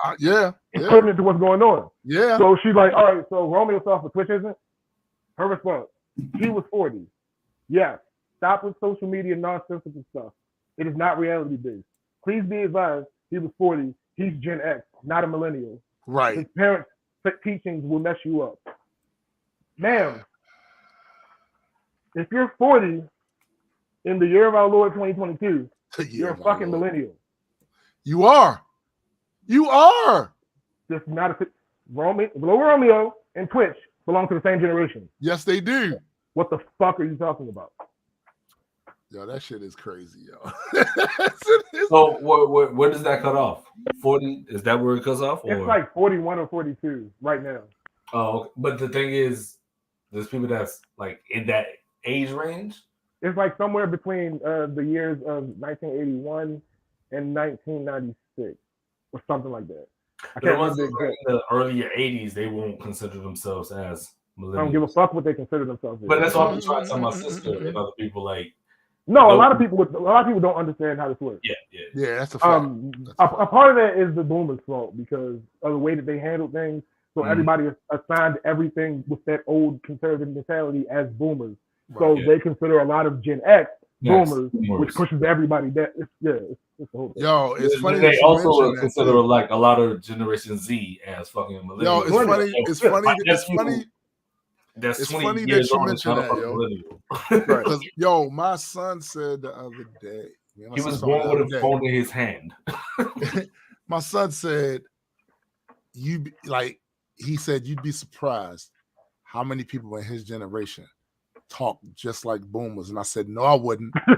I've literally seen it firsthand. I've seen it firsthand. You know what I'm saying? It's this generational curse. Like the things that was told to us was told before us. You know what I'm saying? Like so. No, it trickles down.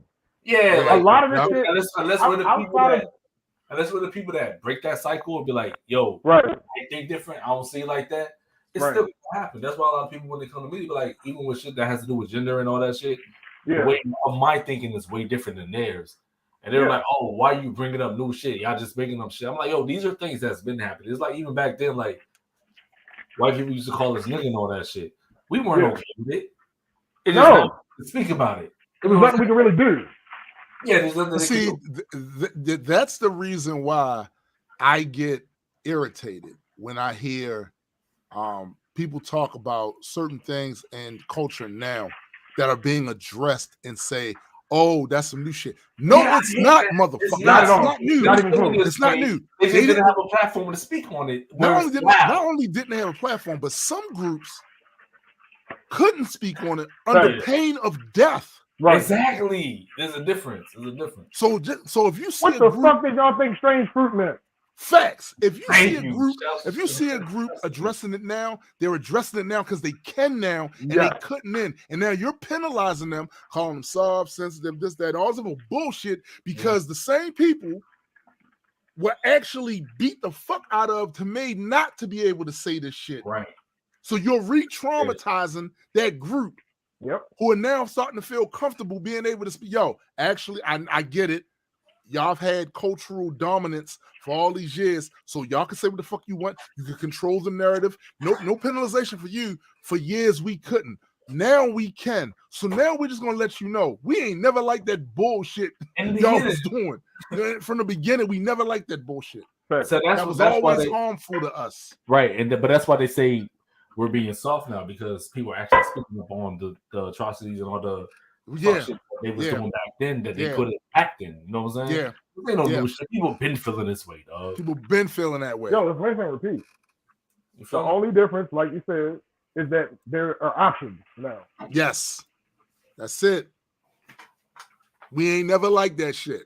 All right, so get that out of your fucking head. That's the only thing that I like. Never liked that shit. That's the people I'm like, this is where you and I are getting lost at. You know what I'm saying? Because you're not understanding that just because this has been the norm and the people who are speaking about it now are speaking about it wasn't soft back then either. They just couldn't. Right. That's it. It's normal and acceptable and not the same thing. Right. And what pissed me off about it, right, is how when you have members of the group who are so woefully undereducated about the history of their own community that they run out here at breakneck speed to act as a bullet shield for the society, the larger society that has been violating this entire time. Yep. And now you're using your whole black face and features to act as a bullet shield for it, to make it okay. Yeah, because they'll say the same shit, like, oh, nobody had a problem with it before. Like, you really believe in them? Yeah, there's literally history books. So you ain't talked to none of your folks. You ain't talked to none of your aunts, your uncles, none your grandparents. You ain't talked to none of them. Well, then fuck it. If people never had a problem with it, then Nat Turner never existed. Right. right. Harriet Tubman. Right. All these things that clearly happened. Yo, I had a boss, right, when I was working at the gun place, Jack Freeze. We had a conversation one day where he was talking about, yeah, man, I just don't seem to get, some of the outrage about certain stuff. Like take Amos and Andy. Everybody watched that back. I was like, Jack, that imagery and shows like that, we hated that shit. Yeah. Right? It's what was on TV. Yeah. And not only that, who were the people depicting that imagery? Who had control of that? Oh yeah, of course you would. Of course you're gonna like it. So yeah, you're gonna go and find the offshoot, whatever people that look like me that'll say, "Oh, I didn't have a problem with it." You always find them motherfuckers. They've been with us. They've been with us since the slave quarters. Right. They've been with us when some of us was like, yo, we got to get the fuck up out of here. They're like, I don't know, man. Why would we leave? We eating good and then right. It's always been those guys. Like that black folks me. Ain't nothing wrong with slavery. We got good food back then. Nigga, what? All of us was employed. I know we had a conversation last night.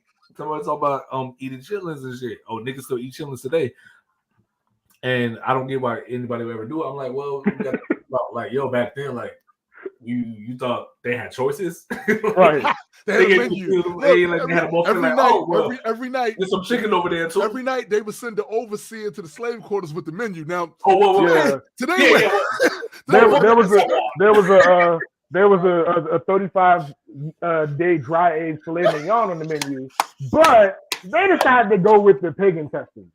Hey, yo, this shit was somebody said it was I forgot it's from the Ricky Gervais shit, and they were talking about the pyramids and with the slavery of the pyramids and all that shit.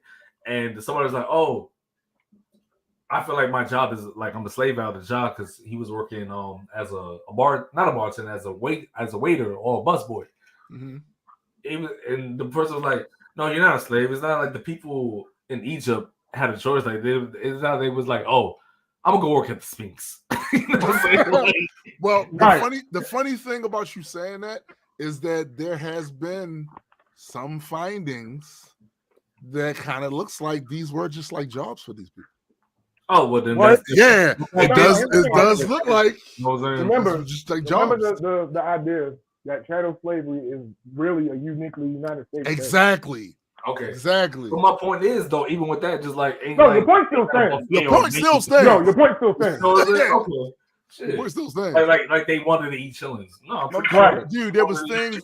There was that's why the whole conversation that was started by some of you huckabuck, handkerchief head, ham bone dancing ass niggas about slavery being a choice. And all this massive criticism towards our ancestry for the things they do. I am not they did. Right. The things they did so that your ass could be here right now with that shit in your mouth. And the thing that's crazy about it is you got way more advantages than they ever had. Yes. And y'all still be letting shit ride. And to be fair, the person didn't say they mad at people for like the ancestors eating children. They were just like, right. They don't get why people still do. I'm like, well, like with all cultures, some things and traditions stick. Some things stick. What did we just say? Yo, what did we just say earlier about in our community? Mm-hmm. If a narrative gets going, whether it's true or not, they running with it. They running with that shit. But my whole thing is with that, I'll be like, yo, just before you say things like that, because you asked the question, be reflective. Why do people still do that? Think about the historical. Yeah, there's a reason. as to why before you just say, "Oh, you don't like it because other people are still doing it." You know what I'm saying? You know what I discovered though, Addy?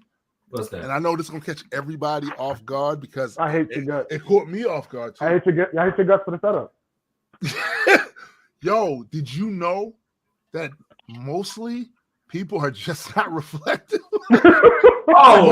Mostly, like, clearly, I am aware. That's why they say shit that they say. That I'm like, on average, people you understand what you're saying to me? No, you could have knocked me over with a feather too.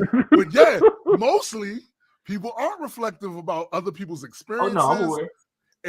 And all that shit. Like they just not. It's just sad. I think we're spoiled. I've been saying this for a while too.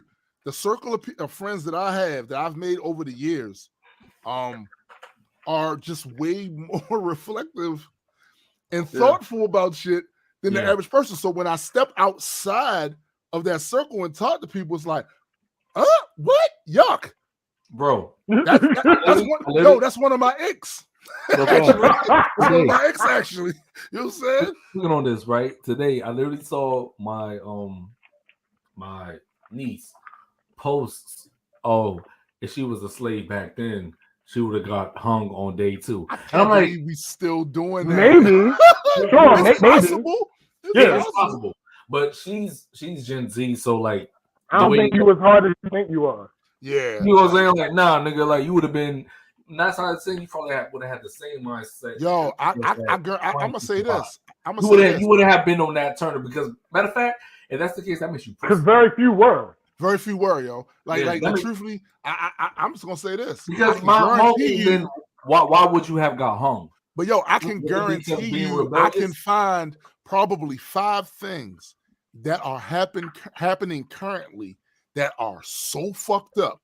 Yeah. That you ain't riding for. Ain't doing nothing about it. What I'm saying is, so back then, why would you have got hung? Because you were just being rebellious, or you was being rebellious because all your peoples is fucked up too?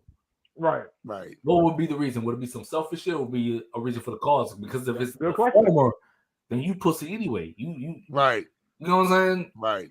Not saying my niece pussy, but that's what. The point is well made. The point is well made. Not only is the point well made, think about it like this. First, they got you in chains in the first place. So what happened? So if it was that strong, you wouldn't have been there in the first place. Now, let's say you was born into it, right? You had that's born different. into it. That's different. Born into it. So once you got past, we're gonna say 13. What's up? Right. What's up? Right. What's up? Other issue at that point, like what y'all said, like shit, the things that they do fucked up with us now. I don't hear you doing nothing. Yeah. The other issue with that is if you're born into it, that killed us. There's an extra layer of indoctrination. There's an extra layer of indoctrination. This is how things are. This is how and by the way, that's a very human sentiment because this goes across racial lines, group lines, economic lines.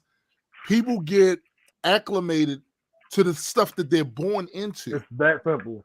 And it becomes a thing where this is how it is. This is how it always has been. Right. There's very few members of our society that will question why things are the way they are and why do they have to continue to be that way. Niggas want to overuse the term buck breaking. Most of y'all niggas ain't buck. Yeah. Y'all ain't bucking now. See, that's the thing. At all. Y'all ain't bucking now. You know how upset I was? Because matter of fact, I think I'm talking to you soon. The shit with Mike Brown when they had his body laying in the street to show an example to everybody else in that neighborhood. I'm like, nobody do nothing. Did y'all buck? Did y'all buck? I don't want to hear from niggas like that. And here's the thing. I want to be clear. I want to be clear on my stance on this. This is my stance. I don't know if we've ever talked about this. At no point am I suggesting that you have to be a revolutionary. No. But here's the thing. You are not allowed to talk shit. Yeah, yo. yo. Yes. That, like, yo, you don't gotta be, but I don't want to hear you. Right. Then talking bad about what you can't your ancestors you ain't gonna did or didn't do. And that's all I'm saying. Right. Like I'll just stay quiet because I know how I feel. I don't know how y'all feel, but I ain't gonna project some shit like, oh, I would have done this stuff. Nah, nigga, I probably wouldn't have done nothing. Yo, I think people don't realize what them whips felt like. now because they ain't had to feel that shit. You know what I'm saying? Like because you know what they go basing that shit off. Fortunately, we had no idea. None. Fortunately, and fortunately, again, the reason your ass. When people quote that one quote from the first Black Panther movie when Killmonger said, "Bury me at sea," I always say to people, "But your ancestors didn't do that. Right. That's why you're here. Your specific Now, yes, you can make a claim about all like them as a group. There were some of them that did that, absolutely, and you can still call them your ancestry as a group. Yes, but with your specific, we're talking about lineage, your lineage, your specific, they didn't do that. That's why you're here now. And that's why. So are you arguing for your non-existence? Right. And I'm not going to be mad at you if you are, because there are nihilists out there like, yo, we just shouldn't have been here. But still, though, at the end of the day, like, yo, acknowledge, it wasn't your peoples that did that. Right. right. It wasn't your folks that did that. Shit. You respect the sense of, not the sense of, you respect the act that they was like, nah, fuck this, I'm not having that. Yeah. And here's the thing, you came from the ones that you're saying wasn't about shit. Right. Thank you. That's why you're here. And let me tell you this: just because your mind might not be like theirs back then, because I can't even act like I could get into what they had. I couldn't imagine. You know what I'm saying? But don't act like you're better than them just because that's what I'm saying. You're not doing now today what they didn't do back I'm gonna thank my ancestry for allowing me to be here. Because that I can be their vengeance. I can be the thank you. I was on here. I don't know if it was last week. No, Eddie. Don't ignore that. Ignore that. That's I argue with Eddie. Was it last week or the week before? It's in my city. Let me see. They want me. I argue with this motherfucker about the whole giving the white boy a pass, right? Mm-hmm. I'm thankful that my ancestors gave whoever a passes whenever, because it allowed me to make it here. And now I'm here. I can be the voice now. Our shit. We survived. Our bloodline survived long enough to get to me. Fact. I'm the boss at the end of the game now. What up, big bro? I'm the boss at the end of the game now. Like they did what they had to do. So now, when I talked to James about that shit, like I had to do a lot of explanations because my understanding when it comes to the N-word and shit is like. Mm-hmm. Oh yeah, people weren't on here. I wasn't on here for that. Yeah. Just don't address me as that. You know what I'm saying? Like, yo, you don't have to make it. You don't have to make no capitulations or caveats. And here's the thing: you not accepting. I told him, and I never told him he was wrong. Right. I told him I wouldn't have reacted. Yeah, he would handle it differently. Right. Yeah. And I'm not saying nothing he did was wrong. Right. I hear you. Not even most of the time. The 2 times that shit happened was at my job because one person asked me, "Is it okay?" Well, both of them asked me if it was okay, and then one of them I let them do it. You know what I'm saying? I was just like, "If you're doing it for a rap song, then fine, whatever, nigga." Just. And my argument was, Bar was like, "Yo, just make sure you don't ever address me as such." You know what I'm saying? Right. Then we're gonna have a problem. And I had 2 simple arguments. Mm-hmm. One, if anybody comes to me and say, "Well, this was in the rap song," okay. So when you was a kid, when you were singing the rap songs in front of your parents, did you say all the cuss words? No, you didn't. If you did, oh wait, hold on, you weren't listening to rap then. Okay, so it's not your culture. All right. But let's say you did. Let's say you said all the. Oh, so you don't have respect in general. Right. It's not something that you do. Right. All right, cool. Anyway, the other thing was, there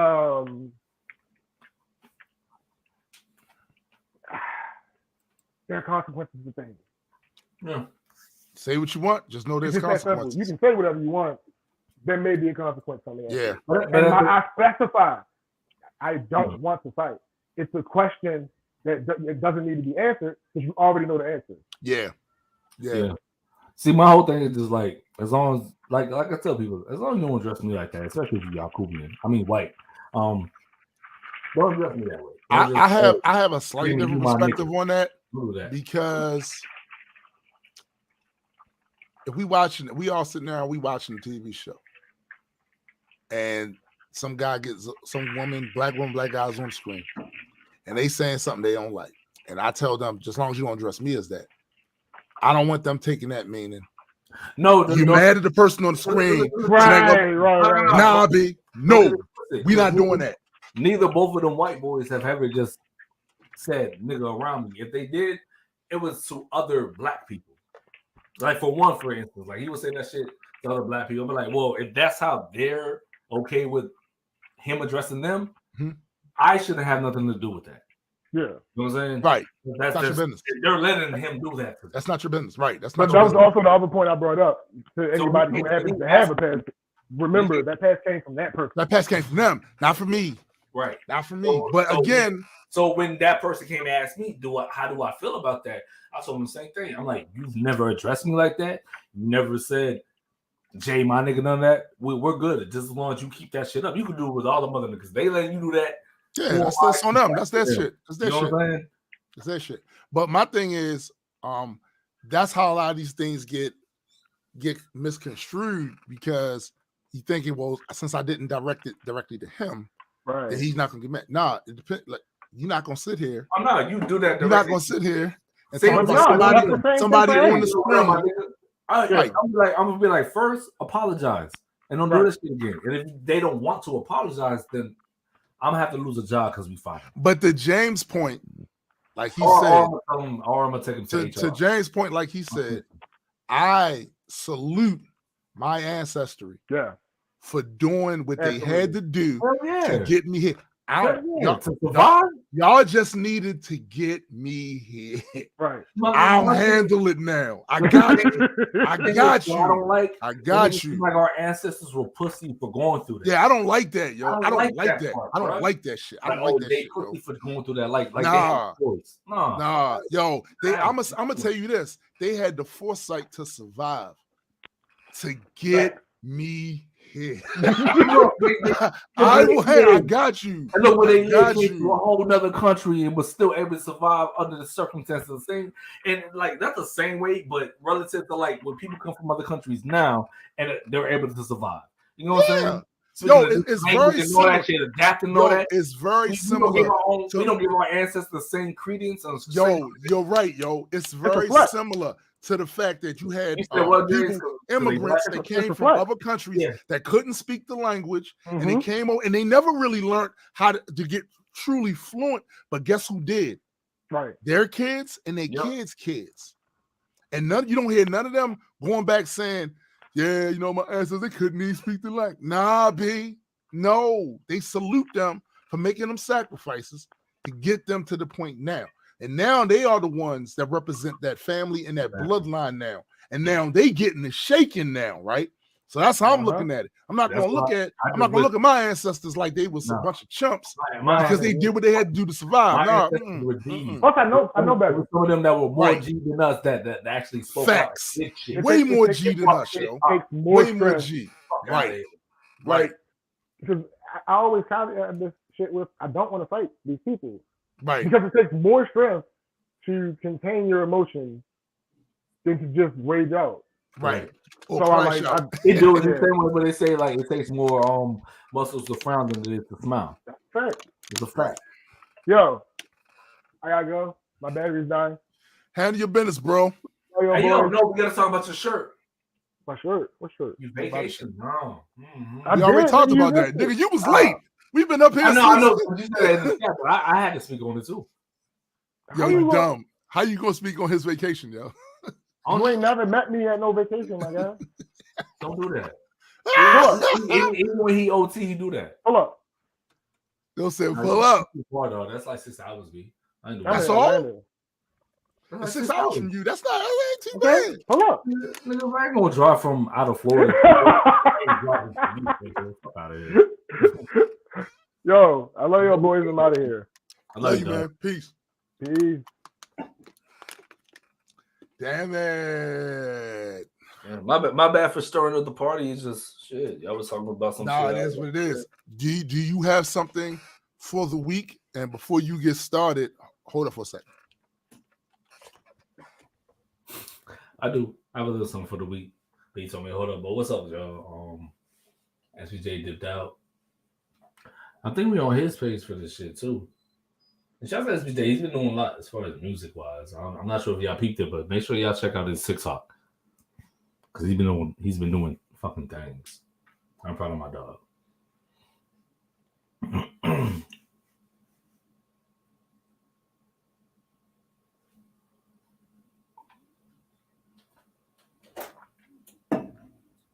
Bagheera, stop coming in here, dog. I know.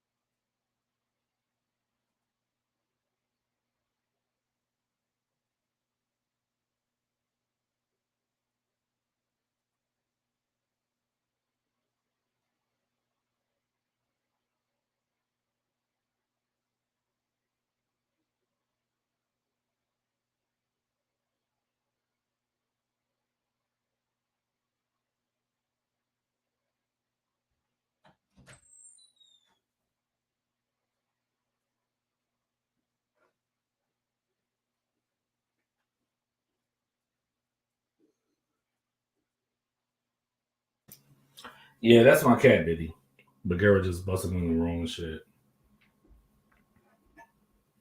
He do that. He does that often. And he's knocking on the door right now. I don't even know why.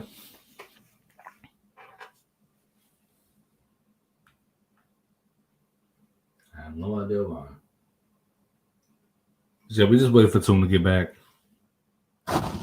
Oh, shouts to Gray for dropping his new album. He's been getting a lot of great feedback. People are loving it. I haven't really got a chance to really like delve in it. Well, get into it like that, but I heard like 2-3 songs and I fuck with it. So shouts to him, and he's beginning reviews and all that shit. And his Spotify is popping, so make sure y'all check out his new album.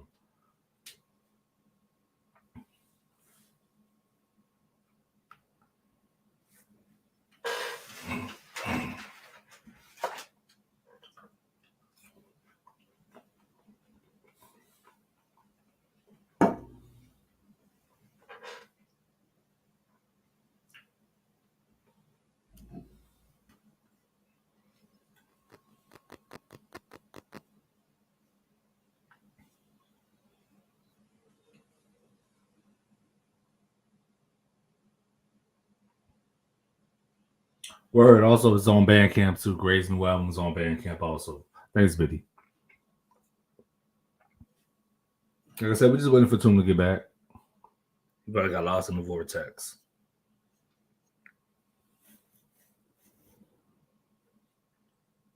Like I ain't really got much going on. It's weird being here by myself and trying to talk to y'all. I don't really know what to say. I'll be sitting back and forth.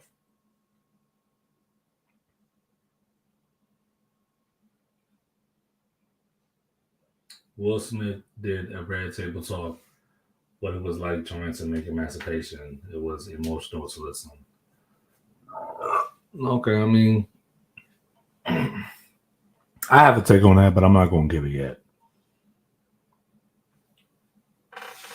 Because personally, I'm tired of seeing movies where we're depicted as slaves. Like, I don't like watching that type of shit because it's triggering to me, and I already know like my history when it comes to living in America, like with my ancestors and all that. I don't need to keep seeing that shit.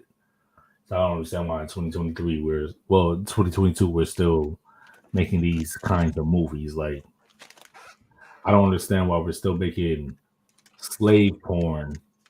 I don't understand why we're making slave porn movies and we're in 2022. No, because somebody posted, and I don't think like they did it maliciously. They were just talking.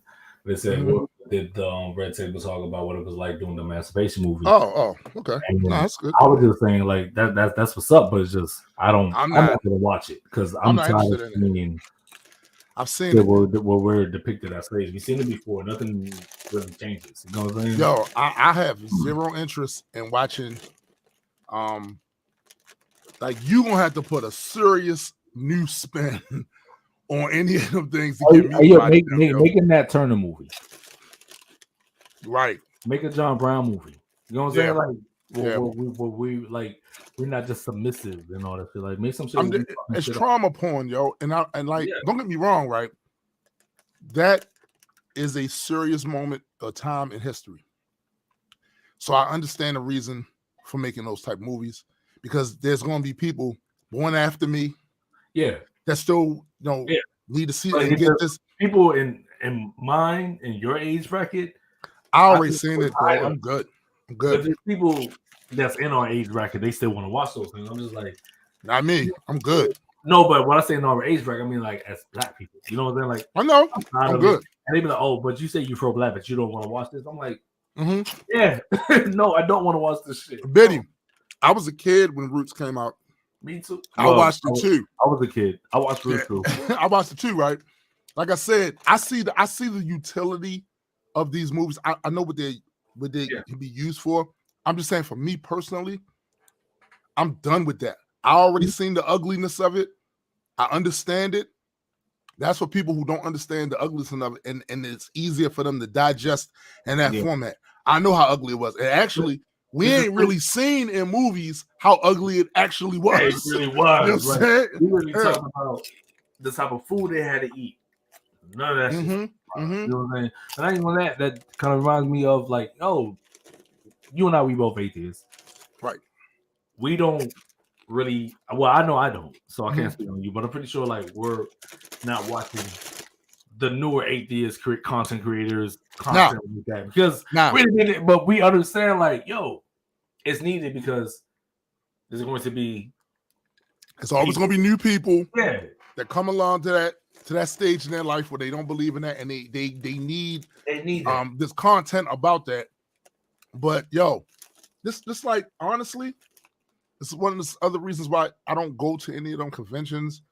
And then that stuff, like, yo, I don't need it. Like, for what? Because ain't nothing new, and it's cool. Just because it ain't new to me doesn't mean it's gonna be.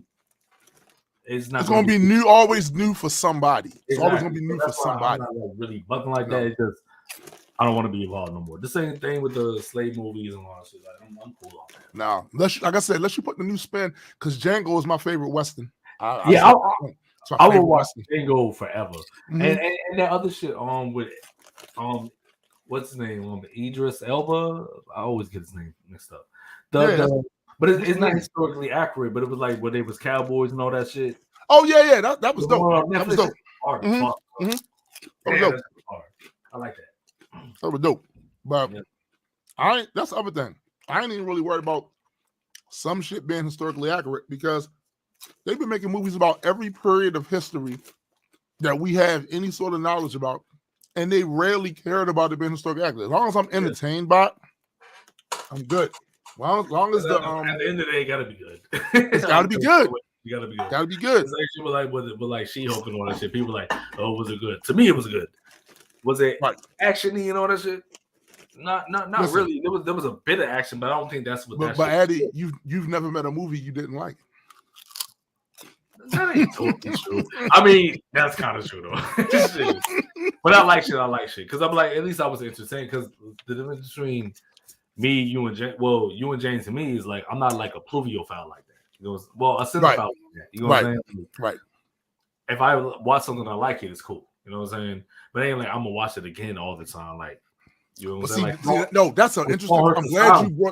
I'm glad you brought that up, because I've actually had conversations with other people about that before. So they'll come in and they'll see me watching a movie I've seen before, or episodes of TV series I've seen before, and they'll wonder, why are you watching it again? You already watched it once.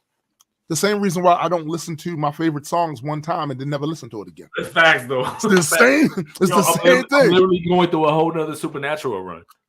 I'm on season 2 because I'm like, yo, not only because you remember how Concrete was like, I ain't gonna watch that shit. I remember. And I was wrong as fuck. I was like, yo, the first episode was a nigga running naked in the woods and all that shit.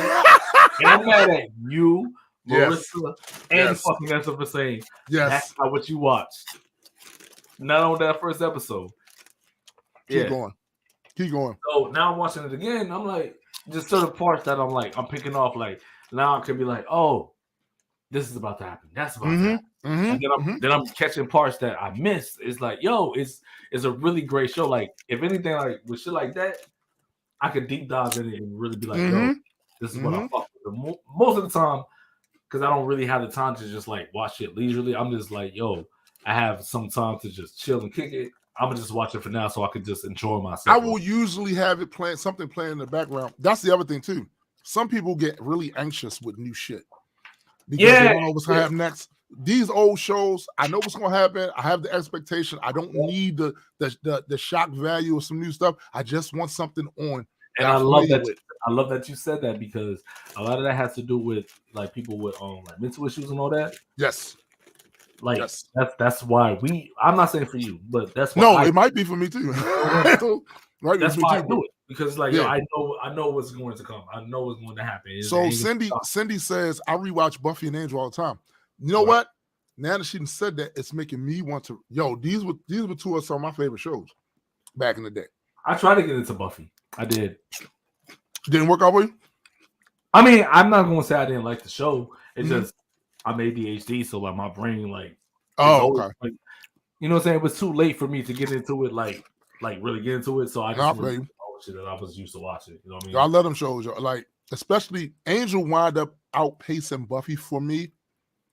I thought Angel was dope, and again, these were all like Josh Whedon shows. Now this is before I knew Josh Whedon was an asshole, but like that's why when he wound up taking like doing the Avengers, the first Avengers movie that was set everything like really on fire, because Josh Whedon had so much experience doing shows that had these multi-layered cast where everybody had a subplot or whatever. So it was some directors aren't good at having too many people in the cast that they got to write. They're just not good. DC, but he is ass.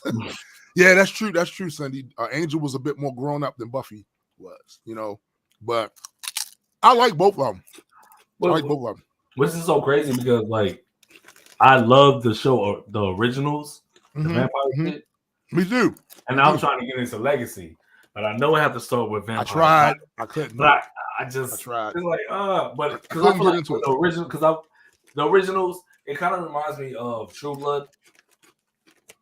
You know what I mean? They go hard with that shit. You know what I'm saying? Even with politics and the social shit, all that, they just go hard. So it's like, if Vampire Diaries doesn't do that, you know what I mean? Like, I'm gonna be so upset. You know what I mean? Yo, Cindy said, and he did a great job with female characters, which is crazy in hindsight. It is, because we know what kind of asshole he was to female actresses on these sets.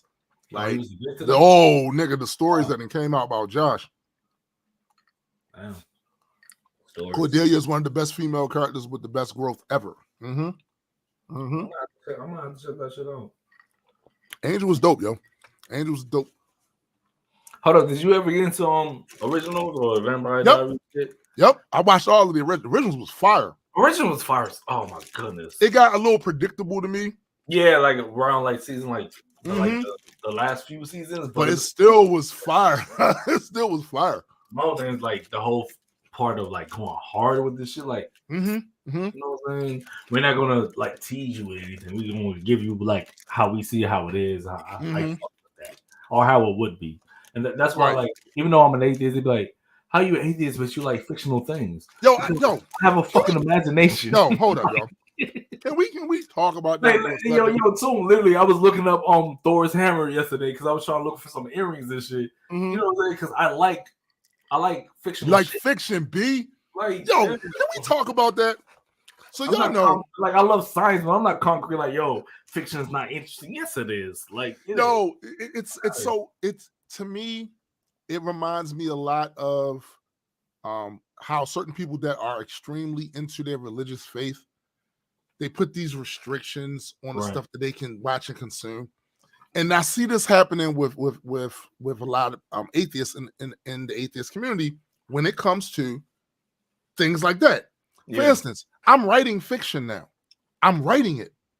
So for me, as long as you obey the rules that you set in place for that universe, do what you do. The story is what matters, right?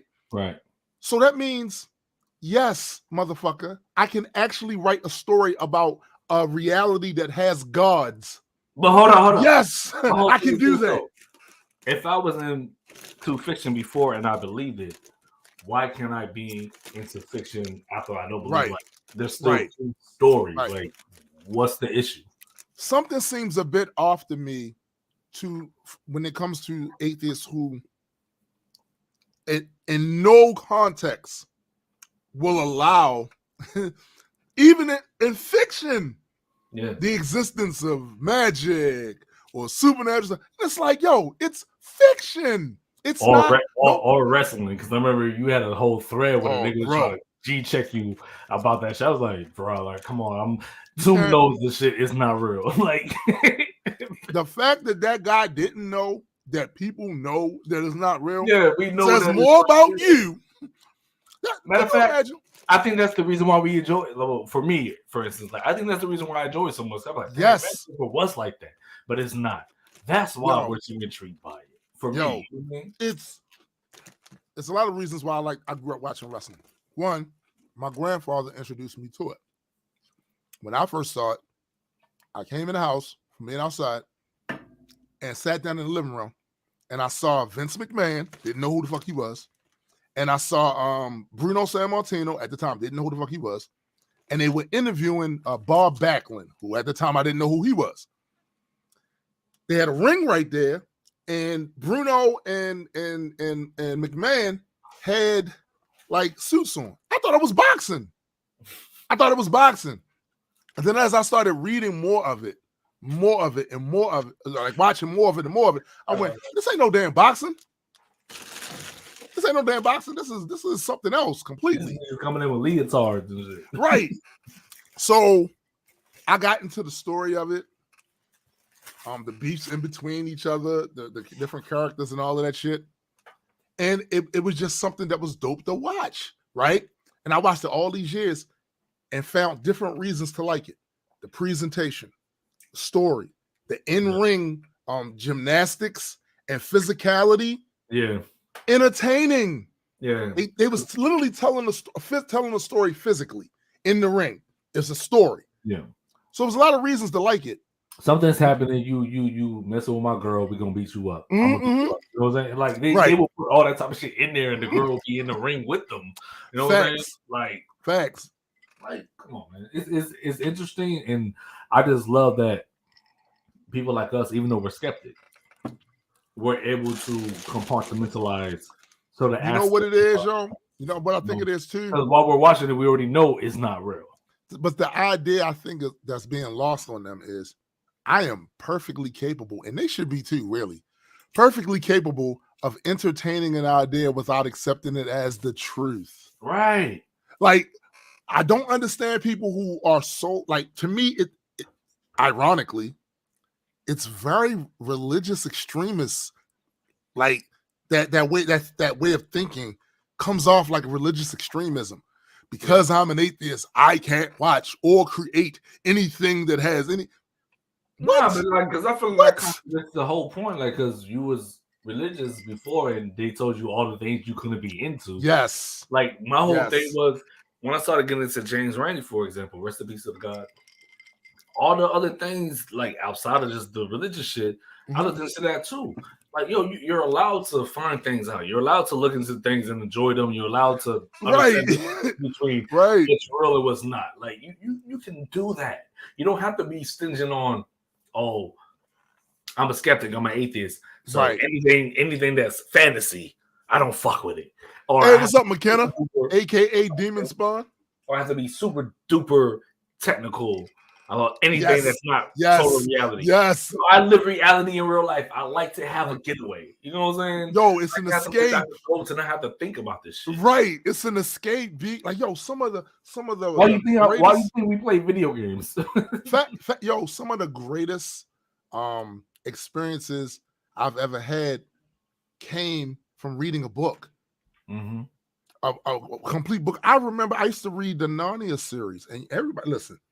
The guy that wrote movies, but Narnia's dope. Yo, the guy that C.S. Lewis was a huge religious dude. Like most of the tropes in the Narnia stories is based on Christianity.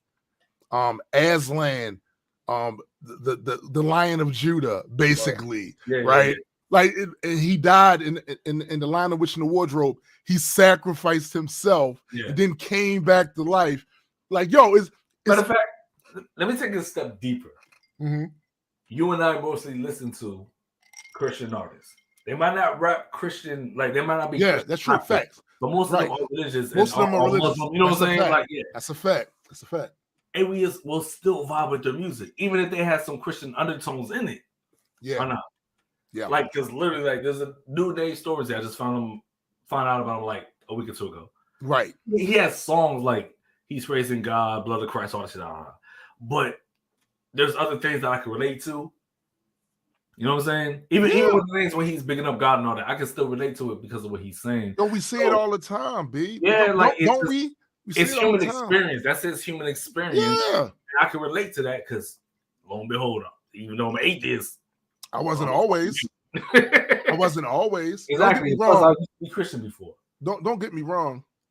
There are certain forms of entertainment I just don't rock with, and a lot of it. I mean, if it's like on some like straight Tyler Perry shit type shit, whatever, yeah, like yo, I can't do that. You know what I'm saying? Like truthfully, I don't even listen to gospel because I never did. Even when I was religious, I never listened to it. The only reason why I still do sometimes now, it's not often, only because I like how it sounds phonetically. You know what I'm saying? Like I like how it sounds. That's it.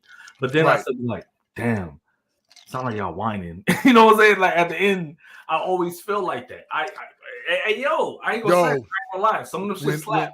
When I was religious, even back then, a lot of the lyrics were cringy to me. Like, yo, help me, like right.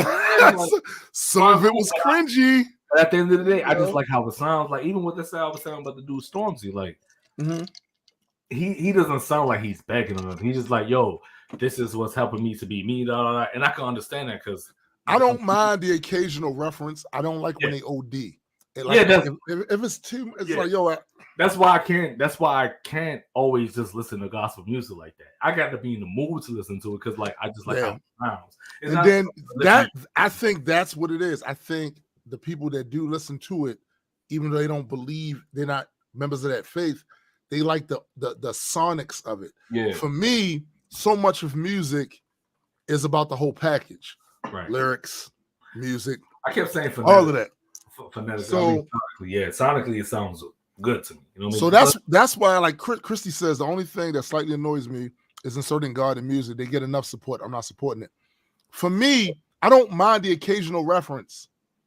It's when they OD, when it's like every damn line or the whole thing is just that, and it's like, okay, this is not relatable to me. It's not relatable to me. DMX did the same thing.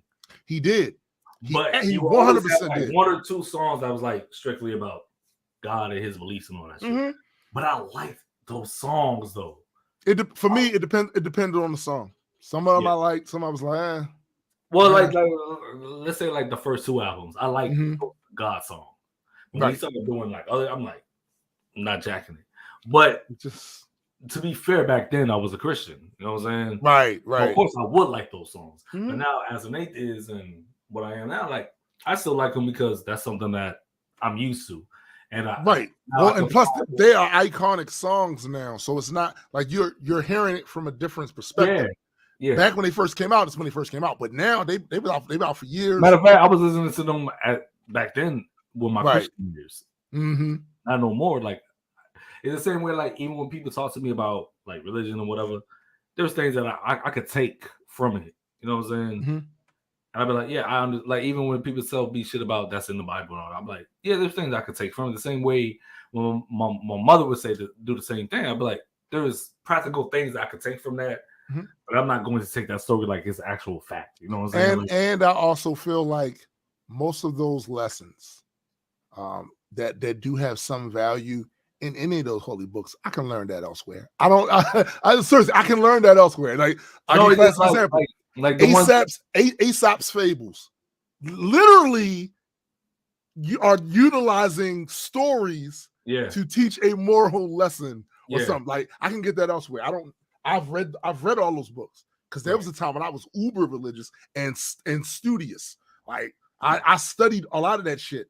So it's like I don't need to go back there to get. But that's what I mean, though. Like that's what I mean. Like even when people try to bring it up to me, this part of the Bible is and this and that, then I'd be like, all right, cool, bet. So how about let me tell you parts of the Bible I know though.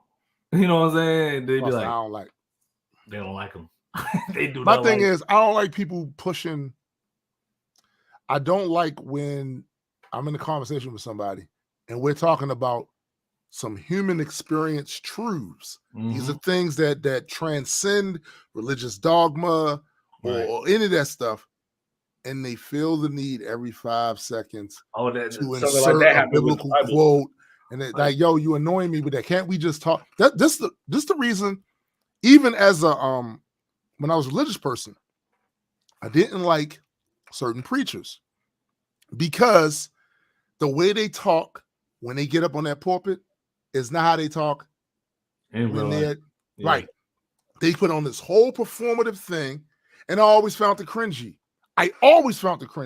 Especially when I converted to Islam. Guess what wasn't happening in Islam? That. And they had what they call a khutbah. A khutbah is the sermon, right? They did the sermon. They didn't sound like that. But all that is cringy, bro. To me, it was cringy. So it was a turnoff. You know what I'm saying? It was a turnoff. This I also understand there's a reason why they do that. I know. To make you feel some type of way. Yeah, it's them trying to elicit shit too that we doing, but you have this prestige about you. You know what I'm saying? You have this thing is with me though, me personally, I can't speak. So even back then, I didn't need all that. Just tell me what you gotta tell me, bro. That's what I was telling you. Just tell me what you gotta tell me. I want to tell you about my Sunday school days. Mm-hmm. And I would get in trouble because I would ask questions. I'm like, yo, I'm just asking because y'all relaying this to me. They say, oh, go talk to your pastor. First off, the pastor, you can't just get to the pastor. Big, you know what I'm saying? Like, right. The fuck you mean? Like, you're relaying the message because that's how Sunday school works, though, right? Right. There's a sermon, and then you go to Sunday school to talk about a sermon. They apply it to that. For me, all Sunday school was a stripped down infomercial. Yeah, from what was happening in the sermon. Because if you truly was trying to teach the humanities, that's basically what it is, the humanities, right? You try to teach that. It's a lot. The people that they have up there teaching these kids, they don't know shit for real. They know some of the biblical stories, but like a true study of that shit requires you learning some of the language of the books. The history around the text, right? The different, like I'm talking real, like scholarship, even the shit like that has to do with the Torah that applies to that, you know, right? Like real academic shit. But think about this though. We're listening to that shit from people that's like 10 years older than us. Yeah, still got their life figured out. But they're also 30 at the time they was talking to me. Well, 30 at the time they was talking to me are probably in their 20s, and I think they know everything because they older. Right. And I'm 30 now, so I'm just like, this lot of shit. So you know, no, but in their defense, I mean, most of the people that's going to Sunday school are little. Yeah. I get it's that. It's not like you're gonna give them a collegiate education, even if you was capable of it. I didn't know that. Because you know how we grew up, adult speak, you listen type shit. Yeah. No, that's how you grew up. When I grew up, adult speak, you shut the fuck up. You shut the fuck up and you listen. Like, what the fuck? You shut the fuck up. Don't speak, you shut the fuck up. But you listen too, though, right? Yeah. You had to listen. I ain't saying you gotta hear them. Like, you had to listen. You ain't had to hear it, but you had to listen. Yeah, that's what I'm saying. Yeah. You know what I mean? But no, like, something McKenna said. She said she read the entire Narnia series when she was like in the 2nd grade. See, for me, I didn't even know it was books. They were books. This is how I discovered that there was a TV, it was a cartoon or some shit of The Lion, the Witch, and the Wardrobe. I watched that and I was like, oh, okay. I didn't know till years later that these came from books. And then when I found the books, that's when I went, oh, I remember this. I watched this cartoon when I was a kid. These is books. That's when I went and read the whole series and shit and was like, it is so obvious when you, especially when you read the books, that a lot of this is based on Christian mythology. Like, it's just reimagined, you know, or whatever. But I actually don't have a problem with people doing that. My issue, my biggest issue is, I think, people try to present these things as a fat claim, a claim on reality. Yeah. I'm willing to accept fiction as fiction is. So I will read stories about vampires, gods, all of that, and enjoy it for what it is. I don't quite understand the few atheists that I've met that have an inability to do that. Like, so you're saying you feel like if you read this fictional book that somehow you believe in it? Yeah, is that what you I can have logic and all that shit, but I can also have fun. Everything doesn't have to be a stringent reality. Yo, we live it every single day. And to be real with you, outside of like science documentaries and all that shit, reality is fucking boring as fuck. Sometimes we don't even know what most of the shit means unless it's in the documentary or it's explained to us in the scientific form. That's where we find the enjoyment of, like, damn, that's why, you know, like things are more like interesting than how we just see them when we just look at them. When they explain to us. Most of the time we're just like, oh, that's just that. We don't even know. Right. I feel like my bad, dog. No, I just feel like it's one of them things where you're reading, you can learn from fiction. Like, there are things, because all authors, really all creators, when they create some shit, it's partially part of their worldview goes into that, right? So certain lessons I've learned in life, 53 years, goes into my music, things I've learned. So if you haven't been in that stage yet in your life, you might pick up on some shit that you see later when you get to that point in life. Like, oh, I remember, that reminded me that one bar Tomb said about this, that, and the third. All of us inject our worldviews, our experiences into our art. That's how art works. Right. So I don't relate to atheist authors or just regular atheists that for some reason think if you enjoy a fictional book, you must be believing it somehow. Like, I don't understand that. I don't understand it. To that point, when you talk about music, we know artists that do the same thing too. They talk like even prominent atheist artists. Yes. I'm not talking shit, but they literally like say, because I don't want to say fictional, but they say things that's like, yo, like, imagine that this was how very imaginative, right? You feel me? Right, so right, why is that any different than what we're talking about right now? Like, I'm just saying, I've literally heard, I've done it too. You know what I'm saying? Right. So it's a thing that we do as creators, it's a thing that we do as people with open minds. For you to think that, oh, talking about fictional things isn't the way to go. Like, yo, that's how we, matter of fact, that's how we fucking get by. You know what I'm saying? Yo, it's just something McKenna says here. Unless it's an autobiography, I feel all novels to an extent are fiction. Everyone processes things differently. You always write to an extent from your own narrative. This. Yeah. That's all. Get on. That's all. And to be honest with you, like the deep diving that I've done into writing fiction now, I actually enjoy that a lot more than I do in the music space. And maybe it's because I've been doing music for 40 fucking years, so it's old hat to me. I know the process is another, and this is new. Right, this is new, and it puts forth a set of challenges to me that music doesn't necessarily do for me anymore. So I'm enjoying that a lot more now, and to the point of being obsessed with a lot of it. Like, I spend a good portion of my time either writing some fiction for the comic book or creating a sandbox for the fiction to work in, creating a set of scenarios and circumstances for which the characters will eventually find themselves in, or just creating characters, creating whole fucking universes and civilizations and shit like that.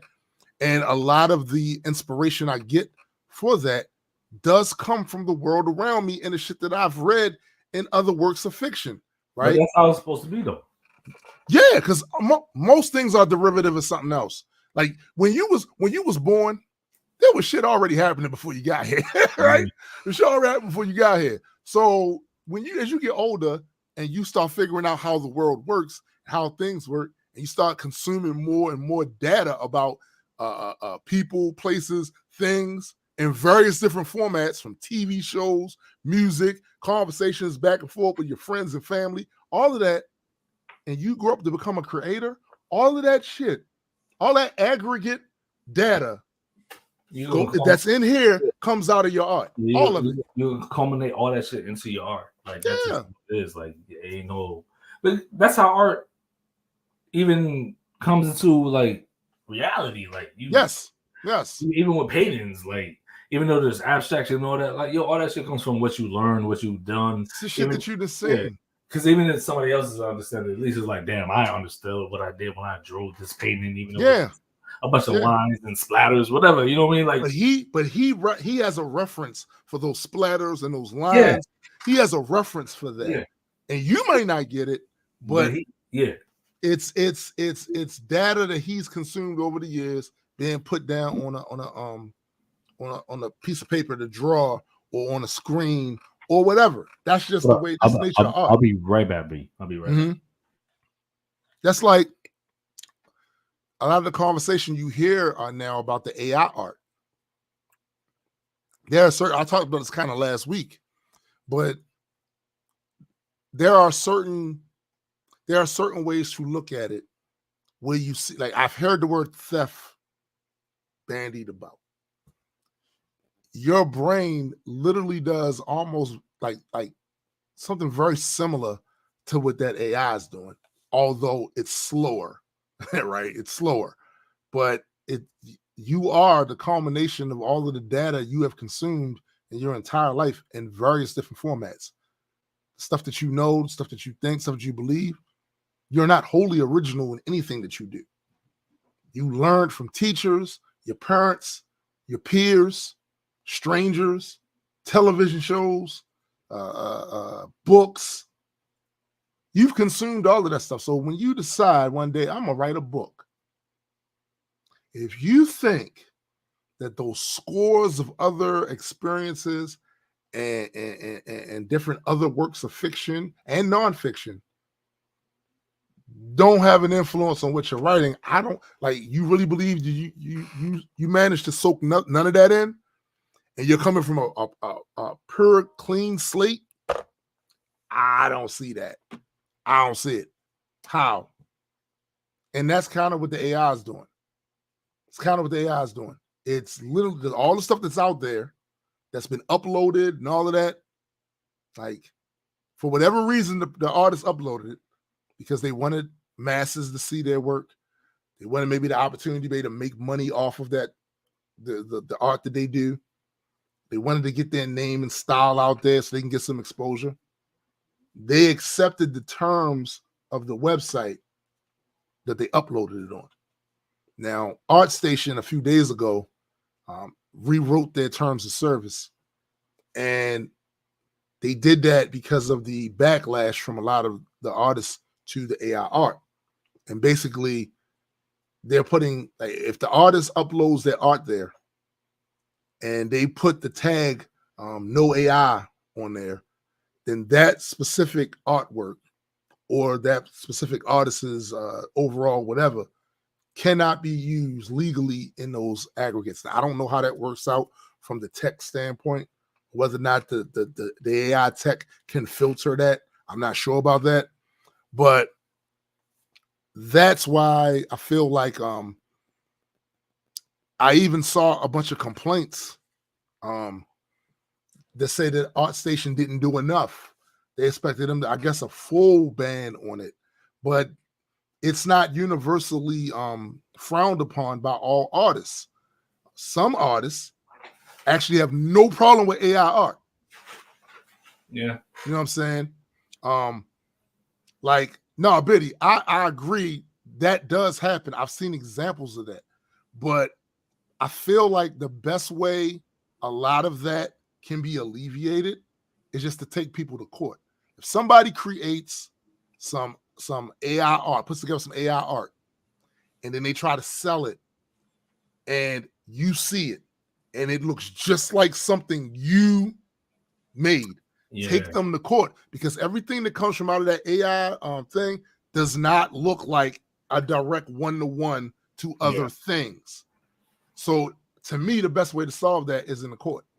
Because they especially with the AI shit, it's horrible with hands. Like certain things like it's horrible with. And the other thing is, I saw somebody mention in another article that you can sometimes see what looks like to be signatures on there. The AI does not differentiate, right? If it sees something on there, some lines or whatever on there, they just going to filter all of that in, right? But the older, I think the longer this tech is developed, I think the more pristine it's going to get. Yeah, it's new. It's fairly new. It's still fairly, it's a fairly new, right? I think the more they use it, the more the more they figure out in development, it's going to get better and better. And I kind of feel like the same way the people in the horse and buggy industry could not stop the car at all. I feel like this is the same thing. As much as they try to. Right. It's like, here's the thing. Is that what you said? We're gonna have people, they're gonna have to come, we're gonna have to drive them kicking and screaming. It's like, remember that post I put in the group? Mm-hmm. What it's like, oh, y'all pay $8 for an AI thing, but y'all wouldn't pay for your friend's music. But I'm like, well, maybe your friend's music or your suck. Ain't fire. You know what I'm saying? Yeah, right. The AI shit, that's more personable. You know what I'm saying? Like, most people that are using it, they're using it to make some shit for themselves. Yeah, that's the other thing. The vast majority of people you saw on social media, the last couple of weeks, they're just posting these little cutesy pictures of themselves as cartoon characters. They're not trying to make any money off of it. How is that any different than you making an avatar? Because it's not for free. Like, right. That's the only difference. Hey, the same way I made an avatar for free, I ain't support all my friends' music for free. You know what I'm saying? Like most of my friends, I would support their music, but I'm just saying, like, I don't get it. I think there's a middle ground there that's not being. Everybody went to their neutral sides, right? They went, I'm over here with it. No AI, all AI. And I'll be looking at it like, I don't think it's that simple. And I think, like, I don't ever recall a time where, well, not too many times, where new technology was stifled completely. I think they tried. Before. And even if they figure, let's say they decided, we got to figure out a way where this is not taken from people who don't want their art used that way. There are enough artists that don't have a problem with it, where I could see some of these companies, these startups, paying money, and then it becomes a part of a revenue stream of an artist to allow his material to be submitted as one of the styles in the aggregate data, right? Matter of fact, they already do that shit. Like with Canva, Placeit, they do that shit. Like if you're an artist or whatever, you're a graphic designer, they'll use your style for other shit, but they know like you're the one that created that style. Right. If anybody use their style that they pay for the subscription, right, you'll get a little bit off of that. You know what I mean? Like exactly. That's fair. Exactly. But yeah. I think so too. And I think this is gonna be, I think, going forward, when more platforms start doing what ArtStation does, I think what will happen is these coders and these people that are creating this AI software and bots that do this, the moment they figure out a way to do that, in a way that you can't really say you're being mistreated. Right. You can't really say you're being mistreated. There's another side to this equation. I mean, SPJ was talking about this. Once they figure out how to do that, and they don't really need your shit, and don't think they can, because Don't they think they will. don't have They will eventually. and people that can do it themselves on a team. Like they're just for now, since they Right. don't have it like that, Right. they know what they have. But that's what I'm saying. Like the changes with things, like it's going to progress. Yes. To the point where, all right, now this is going, like this is what it is now, but now there's going to be a standard afterwards. And that's how anything with new technology always happens. There's always, we're just trying this out to see how people fuck with it, and then now we're going to have a standard. The same shit happened with streaming. Yep. You know what I'm saying? And if you think that the tech is not going to get to the point at some as fast, there's going to be shit that people can do now that they can't do no more when it comes to this shit. Bro, I'm gonna be listen. Over the last, I'm gonna say 4 months, I've seen so much updating on the Midjourney thing alone of the improvements. So imagine in the next 4 years, it's gonna get that we laughing at AI because they don't do hands right. Hey, so who wants to put money on the fact that the AI won't get hands right? Who want to put money on that? Facts. Hey so let me leave you with this. You remember there was a time where we used to just take images from Google. Yes. We didn't have to worry about no watermarks, none of that shit. We could just use them. And then lo and behold, the more content creators that, started content creating, and the bigger it got, people were monetizing. Now you have to search. If you don't have, like, say you don't have not a program, but a site that you could just download shit and use it, paying for it. Now you got to make sure that the picture that you're using is commercial. Is not video, right. That can be right. It's public domain. Right. It has to be a public domain now. Right. And we used to just take them pictures, using them for thumbnails, or shit inside the video. All of that. It's going to be the same thing with this. They just try something now. Mm-hmm. It's working. People are fucking with it. Oh yes. And now they're going to make it better to where, like, like all the ins and odds are put together. And what's going to happen? And all I'm saying is, I'm not mad at it because first off, it's a business. But secondly, it's tech. Like you not. There's gonna come a time, and because of the way shit worked this time, this outrage, there's gonna come a time where that shit's gonna be so good, I could probably literally write a story and illustrate it all with that AI. And there's already people that's actually doing that. They are literally all AI comic books, but it's a lot of work to do to get those images and stuff the way you kind of want. It's a lot of work to do. They're going to make it more user-friendly, and then you're going to have writers out here being one-man bands and not have to pay an illustrator. That's why I said last week that it would behoove a lot of these artists to learn this technology and find ways to work into their flow. It's the same way with these people when they talk about hip-hop, whatever, or any new type of music that's more digitally used and all that. Oh, it's not real music. Right. Nah, it's the you same. learn how to do it. You learn, like, you don't have to. When rappers were sampling, when producers were sampling old songs from the 80s, the 70s, the 60s, and they was putting their spin on it with the beats and all that stuff, and they was literally using what they had, because hip-hop comes from impoverished environments where people could not afford to learn musical instruments, none of that other shit. They took what they had and they created collusion art from what was already the sonics that was already out there, and they put that shit together. You had people running around saying that's not real music. I mean, that's your opinion, but it is though. But all right. So my only difference is, like, even today's music, I see, like, tell me if you, because I don't know if you listen to like music of the day, you know what I'm saying?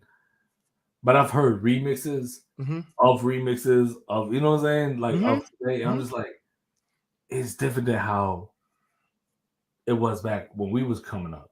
Right. Like they'll take a whole other person's song, spit the same flow and all that. I'm like, how is that a remix? Because, like, give you an example, like Lil Wayne, for example. Right. He had mad mixtapes where he was just like, oh, use that other person's beat. Right. Kind of have like the same hook or whatever. Right. but flip it, like literally just flip it and say different shit, not same flow pattern or nothing. Right. These people are literally like taking everything from the original song, putting a different beat under it.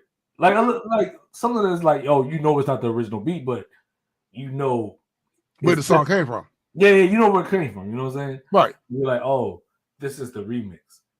I personally don't fuck with it. Well, I'm gonna tell you how I feel about it. It's not something I would personally do. That doesn't really appeal to me, that style of whatever. Yeah. But they can make the argument that if they did layer another drum track under then it's original, yeah. That's a remix. So that's why that's a remix. I wouldn't say it's original, but it's a remix. You know, that's why I can't like really hold them, because technically that's all remixes are. Yeah. It's like, damn, my nigga, like, he ain't do much work to it. That's true. Yeah, he ain't do much work. But I will always say, but not only that, but you know my biggest beef with that shit is? What's that? The people that listen to it don't know that, yo, there was original to that. Well, it's been plenty of sampled songs that even happened that I didn't know came from a song, and then I heard the original song. Yeah, I acknowledge that, but oh, that's that. But that's to me, that was part of the excitement of that era, was that I would eventually wind up hearing the song that it was sampled from and go, yo, that was part of the fun of it. Jay-Z's Can't Be Night, Can't Be Life. Mm-hmm. That was the I think a lot of the ways that they could settle a lot of this AI stuff is if they build some sort of business model that even remotely compensates the artists. Yeah, that's it. They figure out a way. And listen, if you think there's no way talking about with the music shit, like that's even with the artists that they get the right. shit and all that, but if you think you're going to get super wealthy, yeah. if you think you're going to get super wealthy because some bot used an aggregate of your style that you put out there, right? I don't believe the rate. The reason why I say I don't believe that rate's going to be big, because look what streaming services are doing to us. Because most people don't even own their masters, so. I own all of mine. No, you do. And yet, does that matter though? Like them streaming services don't give a fuck if you own your masters or not. They don't care. They gave you this rate. You know, they gave you a rate. I think that's what's going to wind up. That may be one of the solutions to this, for artists to get a rate or something like that. But I also don't want people to think like it's taken away from the creators. You know what I'm saying? Like it kind of is, but it's like. I don't think it would have, but now I think it will. And you just declared war on the tech. Yeah. So the people behind the tech. Oh yeah, they own it too. Yeah. You know what I'm saying? Like you declared war on them. So now as you declared, for whatever reason, the artists feel like they being declared war on. They feel like they taking our stuff, right? So we're gonna go hard. All right. The people behind the tech, they're gonna go hard too. And just remember, in the early stages, when there could have been some sort of harmonious agreement that could have took place where everybody could, how often has the tech like technology just stopped because people was mad at it? It don't stop. But they say, get with it or get gone. You know what I'm saying? Like, get with the shit. Learn how to get around this shit, so you could be able to benefit also, because the damage has already been done. Right. What else can you do? The tech's not gonna stop, and also the idea that things will always remain the same in any industry, it ain't looking good. Well, I'm telling you, things don't always remain the same. Technology grows, ebbs, and flows, and certain industries that were here today, certain ways you make money today, you're not going to be able to make money like that again. And I've seen it happen in music, flipped over these last 40 years. I've seen that shit flip like 3 or 4 times. As far as music? Yes. Yeah. About the way people get money. Yeah. I seen the droughts. Yep. I saw when pirating was at an all-time high with music, and the record companies wasn't making money. Therefore, they started these 360 deals because they said we're not getting the money just from music sales. So what we're going to do now is if you have a performance, if you appear on TV, if you get some sort of endorsement or sponsorship, we taking pieces of that too.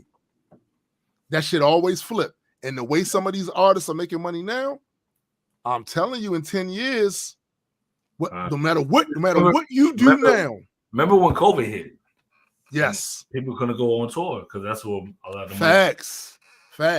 And the same thing for people that these are graphic artists and designers. The way you're making money now, don't have the expectation that you're always going to be able to make money doing it that way. I've seen it flip in music. Don't think it can't flip the other way too when it comes to the graphic artist stuff. It's okay to adjust to the times, and it's also okay to adapt and be ahead of the times. Like, like me being in IT and all that shit, like all the things that I'm learning, I'm like, damn, these things are going to happen. No matter my opinion, they're going to happen. So it's either, bro, you learn it, or you just a person that just uses it every day. I'm gonna tell you what my grandfather used to say. You're gonna be a lost ball in high weed. Like you're gonna be a lost ball because that tech is gonna keep growing, gonna keep doing that. That's why I said down. Listen, I certainly I'm sympathetic to their concerns about that. I really am. But some of the arguments I've been seeing them use in some of these threads and in some of these groups, I don't know if that's going to serve you in the next few years. As this AI shit starts getting like exploding. I think why they're mad because this is the first time that this has happened to them in that industry or that segment.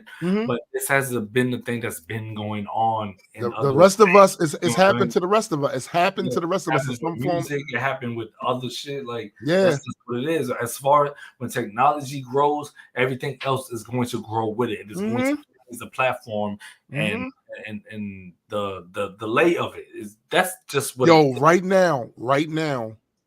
There is AI beat makers right now.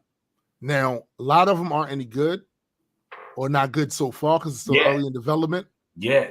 But I'm not going to place money on the fact that it'll never get good. Yeah, because it's going to, because the more, like, for instance, like, we've been in the situation where we've had home studios. Yes. Now, you can make a song on your fucking phone, and you've been able to do that shit and just load it up, and people will fuck with that shit. Yeah, you know what I'm saying? So that's a great timeline example. You had the big studios, right? And ours is smaller. But let's do the timeline. You got the big studios that cost you anywhere between 50 to 100 to maybe even more, depending on what your budget is, an hour to go in there and perform. And record your shit, right?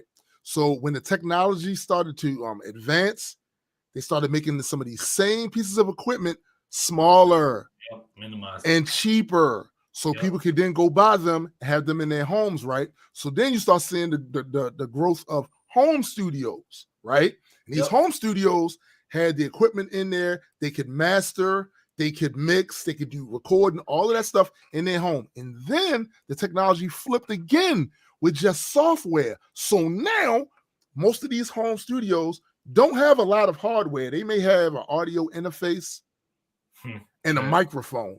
Everything else they're doing is in software. That's how that shit grows. Now you can do it on your phone. Like literally, Nessa's nephew will record songs on his phone. And it would sound like not perfect, like mix and match. So I'm like, damn, depending on the phone you got. Because he had like iPhone shit. It sound good as fuck. I'm like, wow, bro. Like he would send me the MP3s. I'd be like, nigga, like, did you go to a studio? He's like, no, I just did this on my phone. I could hear the inconsistencies of like what needs to be fixed and all that. But I'm like, damn, that wasn't a bad take. So look at this other timeline. Paintbrush, easel, canvas. Yes. Yeah. Technology. Yeah. You can do all of that shit. There's software. There's literally animation software that Adobe has, illustration software that Adobe has. We could do all that shit in the software. It's so funny that you asked me about my week, and we're literally like kind of speaking on that because of all my school shit. Like, I've been on some like, yo, let technology grow. Don't fight it no more. Just learn it. Just learn it. See how you can utilize it in your everyday life or in your profession. I've watched Joseph, and Joseph starts off everything hand. You know, he does the sketches, and then he does the more solid lines till he gets to the inks and all that. Right? He puts it on a computer to get it better. Once he gets it to a certain point, he goes on the computer. Yep. Especially for certain characters, he goes onto the computer and then he does his thing with that. So he found a way to merge what he does with the technology. That's really the only thing I can tell these artists now about the AI art. Find a way to merge that shit with what you're already doing and continue to make money. Yeah, I can't do the same type of shit that people were doing when it came to hip hop. When hip hop was changing, because it's going to change. It's going to change. It's not changing because, I mean, a part of it has to do with the culture and all that shit, but a lot of it has changed because of technology. So, the same thing with any other type of art. Yeah. It's going to change, dog, because now we got the shit digitally. You know what I'm saying? And like I said, some of them arguments sound remarkably similar to, I remember having, because I've been in hip hop since damn near the beginning. I remember hearing people say, go learn how to play drums. Go learn to play the guitar. You're doing all that stuff on the computer. I've heard that. That's not real music because you're doing it all on the computer. I've heard these arguments. They said we're not real musicians. Not real musicians. I mean, yeah, you make beats and I make beats too, but mostly our tool is our voice, right? Yeah. They're saying we're not real artists because we just rhyme words. Yeah. Nah, fuck that. We're not real musicians. I literally had a conversation years ago on one of my artist pages with somebody who it was underneath a meme I made to promote that got shared, and then somebody commented under that and was talking this whole thing about drums, playing a guitar, this and another. And the first thing I said to him was like, what was the first instrument? The human voice.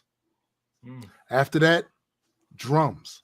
So according to you, unless you you have to make music with these specific type of instruments, or it's not music. So according to you, anything that's not a drum or the human voice isn't music, right? It's a human voice, because without the human voice, why would we think that we have to have? No, you can make instrumentals all day long. No, all I'm saying is, without that, like, where you gonna get a pattern from? Right. You know what I'm saying? Like, I mean, maybe you could do that and not be like, oh, I'm gonna put lyrics to it. I'm talking about like way back then. But most of the time, it was before the instruments. It was the voice, like you said. Like, yeah, the voice is the first musical instrument. And he was like, oh shit. Oh, let me put my voice rhythmic. You know what I'm saying? Right. Like, again, so now over the years, they developed guitars, pianos, horns. So how was that any different than, you know what I'm saying? Oh, so all this other shit when it comes to digital shit, software, oh, that's the cheat code, but just because it's maybe it's not the equipment you use, it's the result. No, but what I'm saying is just because you have the equipment, you have the physical aspect of it. Why is that not a cheat code in the beginning? Because you could say, let me just do it just pure vocals. Yes, you could. Why can't that be a hot song? You could, right? There's been hot acapella songs, right? Well, say like that's all we did, and then now we were supposed to stop there, according to them. We were supposed to stop there. Better. And they were like, imagine somebody said, "Oh, well, you put a piano behind that because you built it." That's not real music. That's not real music. You know what I'm saying? Like, that's not real music. It made it better. You were more creative. Like, damn, I'm gonna put something under that to make it sound better. I feel like people are fighting against the march of time, and I understand it. That's why I stopped getting mad at autotune on this. I'm like, yo, well, they're making this shit sound better. It sound different. And, well, I don't know. I know it's supposed to be used to make them sound better. The robotic sound is using it at its extreme, but auto-tune's been around for a long time. Auto-tune's been around for a long time. Yeah, like when people using the piano, xylophone shit, whatever, all that same shit. You know, where they had to blow into it and same fucking shit. Yeah, I just don't like the fact like we saying like, oh, when the technology progresses and people are using it, it's different than what the original was. Yeah, the original was just voices. Yeah, but the core of it is still really this, like it's about the results. So I didn't go out and learn play the horns or play the pianos or play none of that stuff. But I went on my computer and I created an entire album that thousands of people globally have purchased. So now you telling me that what I'm doing that's not art, right? And you build the beat yourself. Hey yo, I'm gonna tell them SMD, my nigga. Like, nah, right. You did that. Matter of fact, I have 2 tracks of you that you produced the shits, and you wasn't even using the beats no more. And they were fire. People resonated to them shits. Right. You telling me that's not music because I didn't use an actual drum or actual piano or actual guitar? But they do it more for hip hop though. Like, and that's what I don't like. Like, and now it's not even at the point where it's just hip hop that's using these electronic instruments. Yeah, it's cross genre. They use these electronic instruments. Yeah, we get the it's not real music. I'm like, hey, listen, B, y'all not even looking at the whole like social aspect of it. Right. Most of us didn't have the money to have. That's what I said earlier. You know what I'm saying? When hip hop first started, y'all got to. If you haven't had a chance, go look at like the late 60s, early to mid 70s. Look at the Bronx. Go find those pictures and videos of the Bronx, where hip hop come from.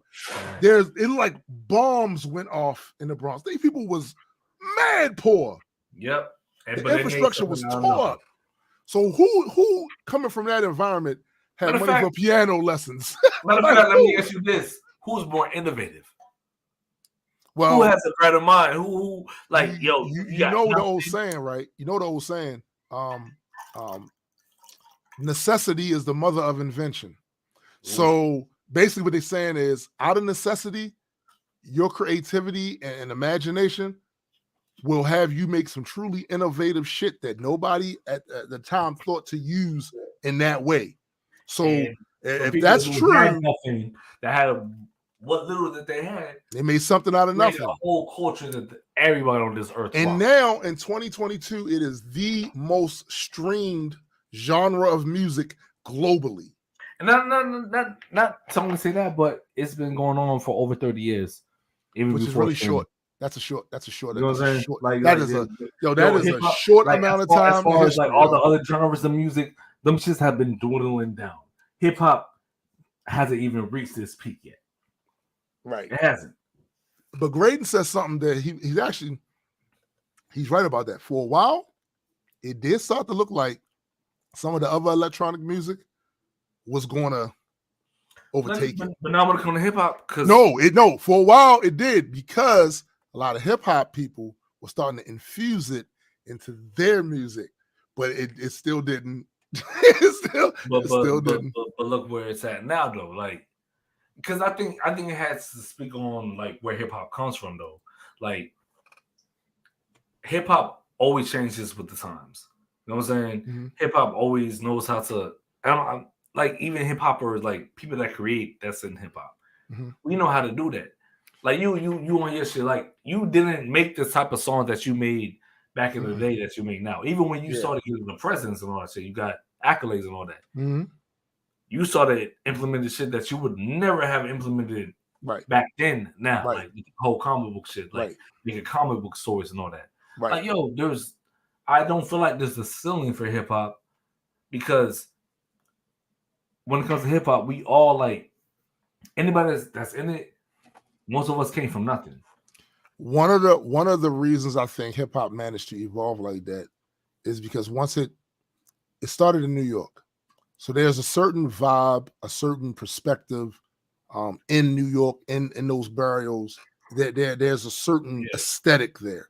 When hip hop started to go to migrate to different places around the country and then the world, can make it that helped it evolve. But you know why? Because the people from New York, they in the same situation from the people from them other places. You know what I'm saying? Yes. Not the same situation, but you know what I'm saying? Like, oh, we hood.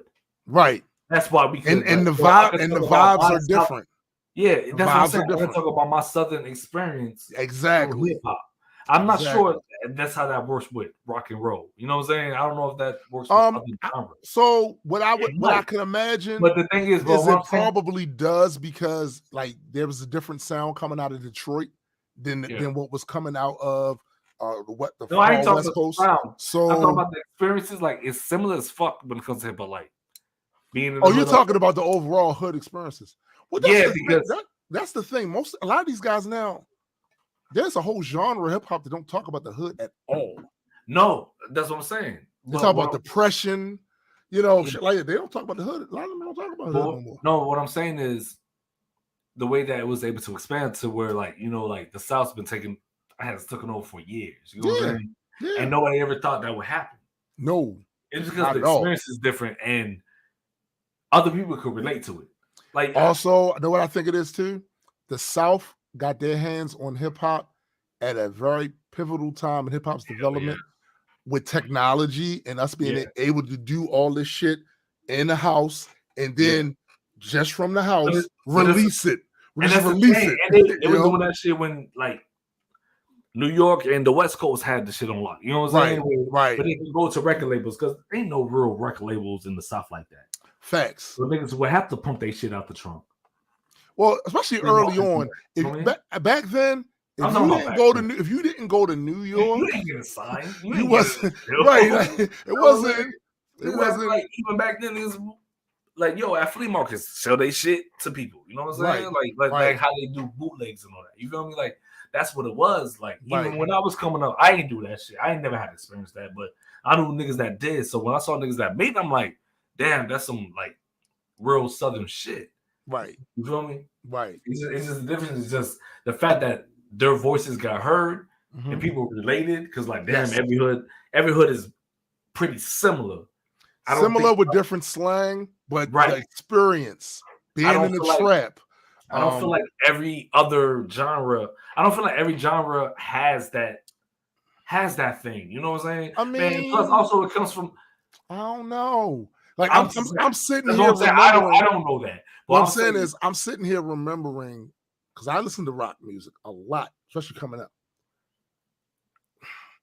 Some of those themes were very similar across the board, like very similar. And that's what I'm saying. Like even with hip hop, when it comes to the South, other places, the beats different, slang different, all that shit. You know what I'm saying? I can't speak for rock as much, but I'm just I don't see it. You know what I'm saying?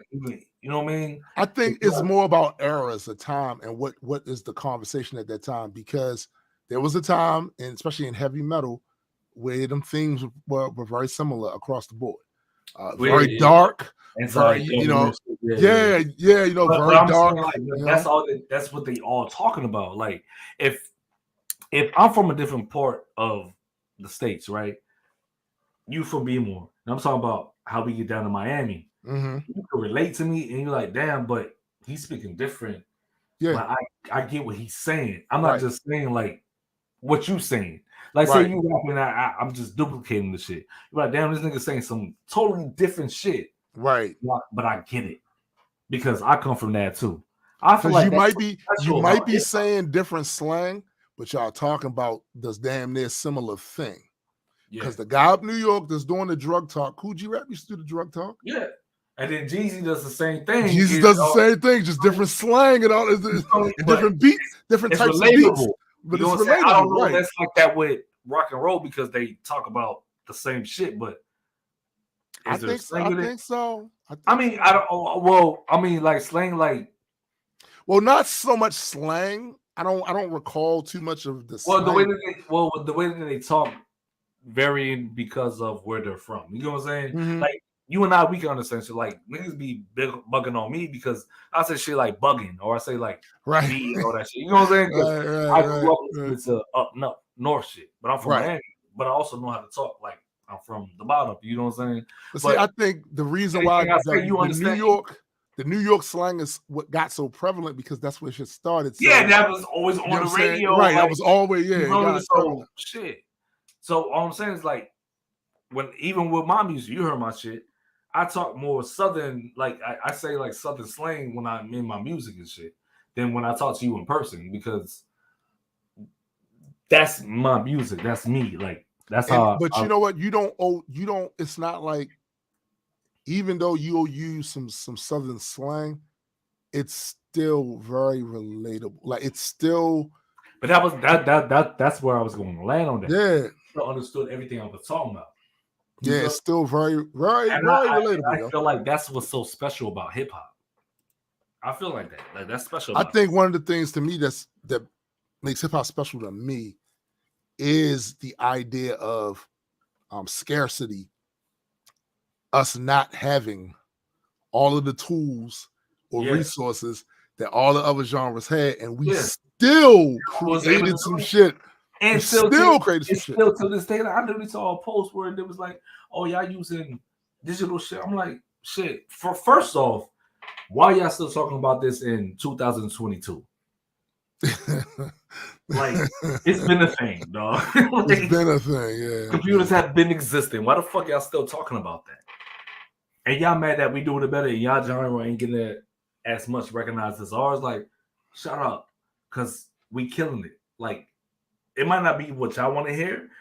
Most of the shit that's out here, I don't even listen to. But I'm like, damn, shouts to us because most of those people came from places. I also think they probably wouldn't have been shit if they still did what they did.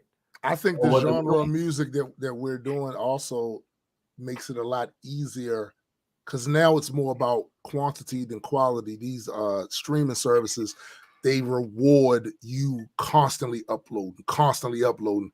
Well, then I feel like they can't get mad that certain people have figured out the game. Well, that's the thing. I think they didn't factor that in. Like, you don't need, like, for what we do, I don't need a full band. I don't need to go and get some session musicians to come in. That's why they mad. I can do this shit right here and then upload it. Right here and then upload it. You know what fucked me up the most? Remember when I first met you, it was like, how do you do all this shit, bro? Yeah. He's like, oh, I'm making my own. At that time, I'm making my own. At that time. Mm-hmm. I got my own studio. I was like, damn, can I do that? He was like, yeah, you can do that too. Yeah, it's not that expensive. You know what I'm saying? Like, I was like, damn, I could do that too. I took that and started doing it. Right. So fuck a person that's gonna say some shit like, oh, whoa, you're not doing like how we do it in our genre because you ain't doing it how we do in our genre. Maybe the way you're doing it, I can't. The reason why you're failing. Yeah. Like, times changed. A whole fucking orchestra in my you know what I'm saying? Times changed, and you didn't change with it. You didn't change with it, and that's why your shit is not doing, because you're doing it this old way. Yeah. And the new technology and the new changes don't reward that old way of doing it. It rewards this new way of doing it because I can get my music out faster. Right. For less money. And that's what for less money. With SPJ, he's doing his thing, even on TikTok and shit. Like, and I be like, damn, every day I get notifications. Right. This nigga put out some shit. He's working. It wasn't like that in the 90s. Plus, like, no internet. Well, it was internet, but not like how it is, but social media. Us. You know most people didn't have it. Look. Most people didn't have that shit in the 90s. Look at him taking advantage of what he got. And let somebody say some shit, oh, it ain't like how we used to do it. Yeah, because it's not like that anymore. He's doing more. Like, shut up. You know what I'm saying? Like, hold up for a second, bro. Hold up. Like, don't do that. Like, it's progressive. I don't even though I don't like jack a lot of the hip hop that's out right now, because I don't listen to it like that, because I'm 35. But there's no reason why I should be listening to Kodak Black at fucking 35. But when I see like the way that they're able to pump music out or all that shit, I think it's a great thing. More voices get heard. Because it was a time in hip hop where like, yo, everybody couldn't be heard. Everybody couldn't rap. I mean, not everybody could rap, but everybody couldn't rap and be heard. Now we at a point where like, yo, everybody could rap and be heard, and you could decipher who you want to listen to. I think that's a great thing. I think that's good.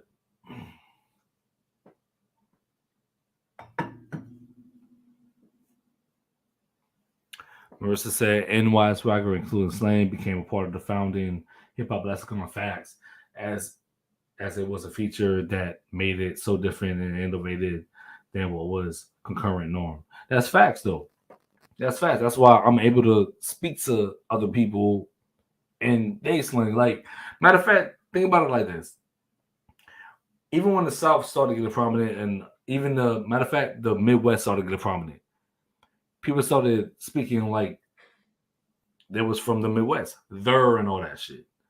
Like, that's like, even with the lexicon, like how we, as far as how hip hop heads talk with one another, we know what we're talking about. We know the slangs that we use when we're speaking to one another. And I think that's one of the things that a lot of people don't recognize when it comes to hip hop. I could talk to my man's Marissa.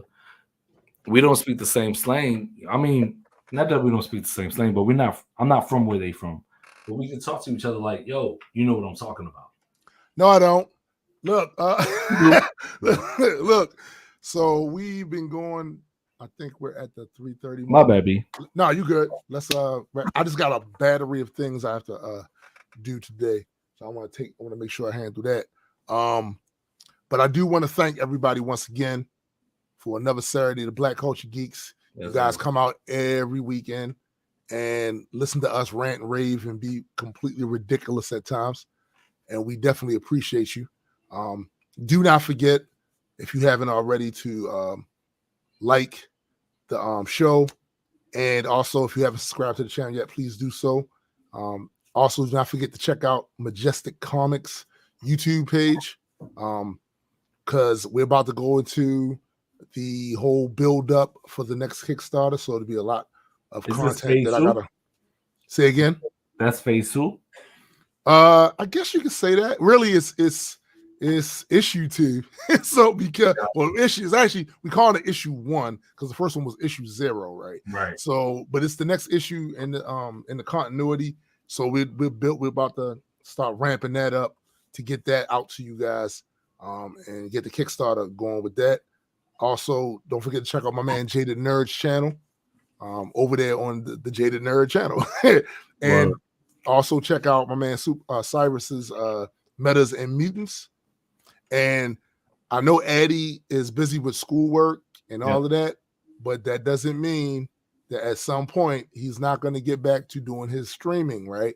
So if you haven't went to his Facebook page and check out Eddie's Game Room, you might want to do so if that's something that you're interested in.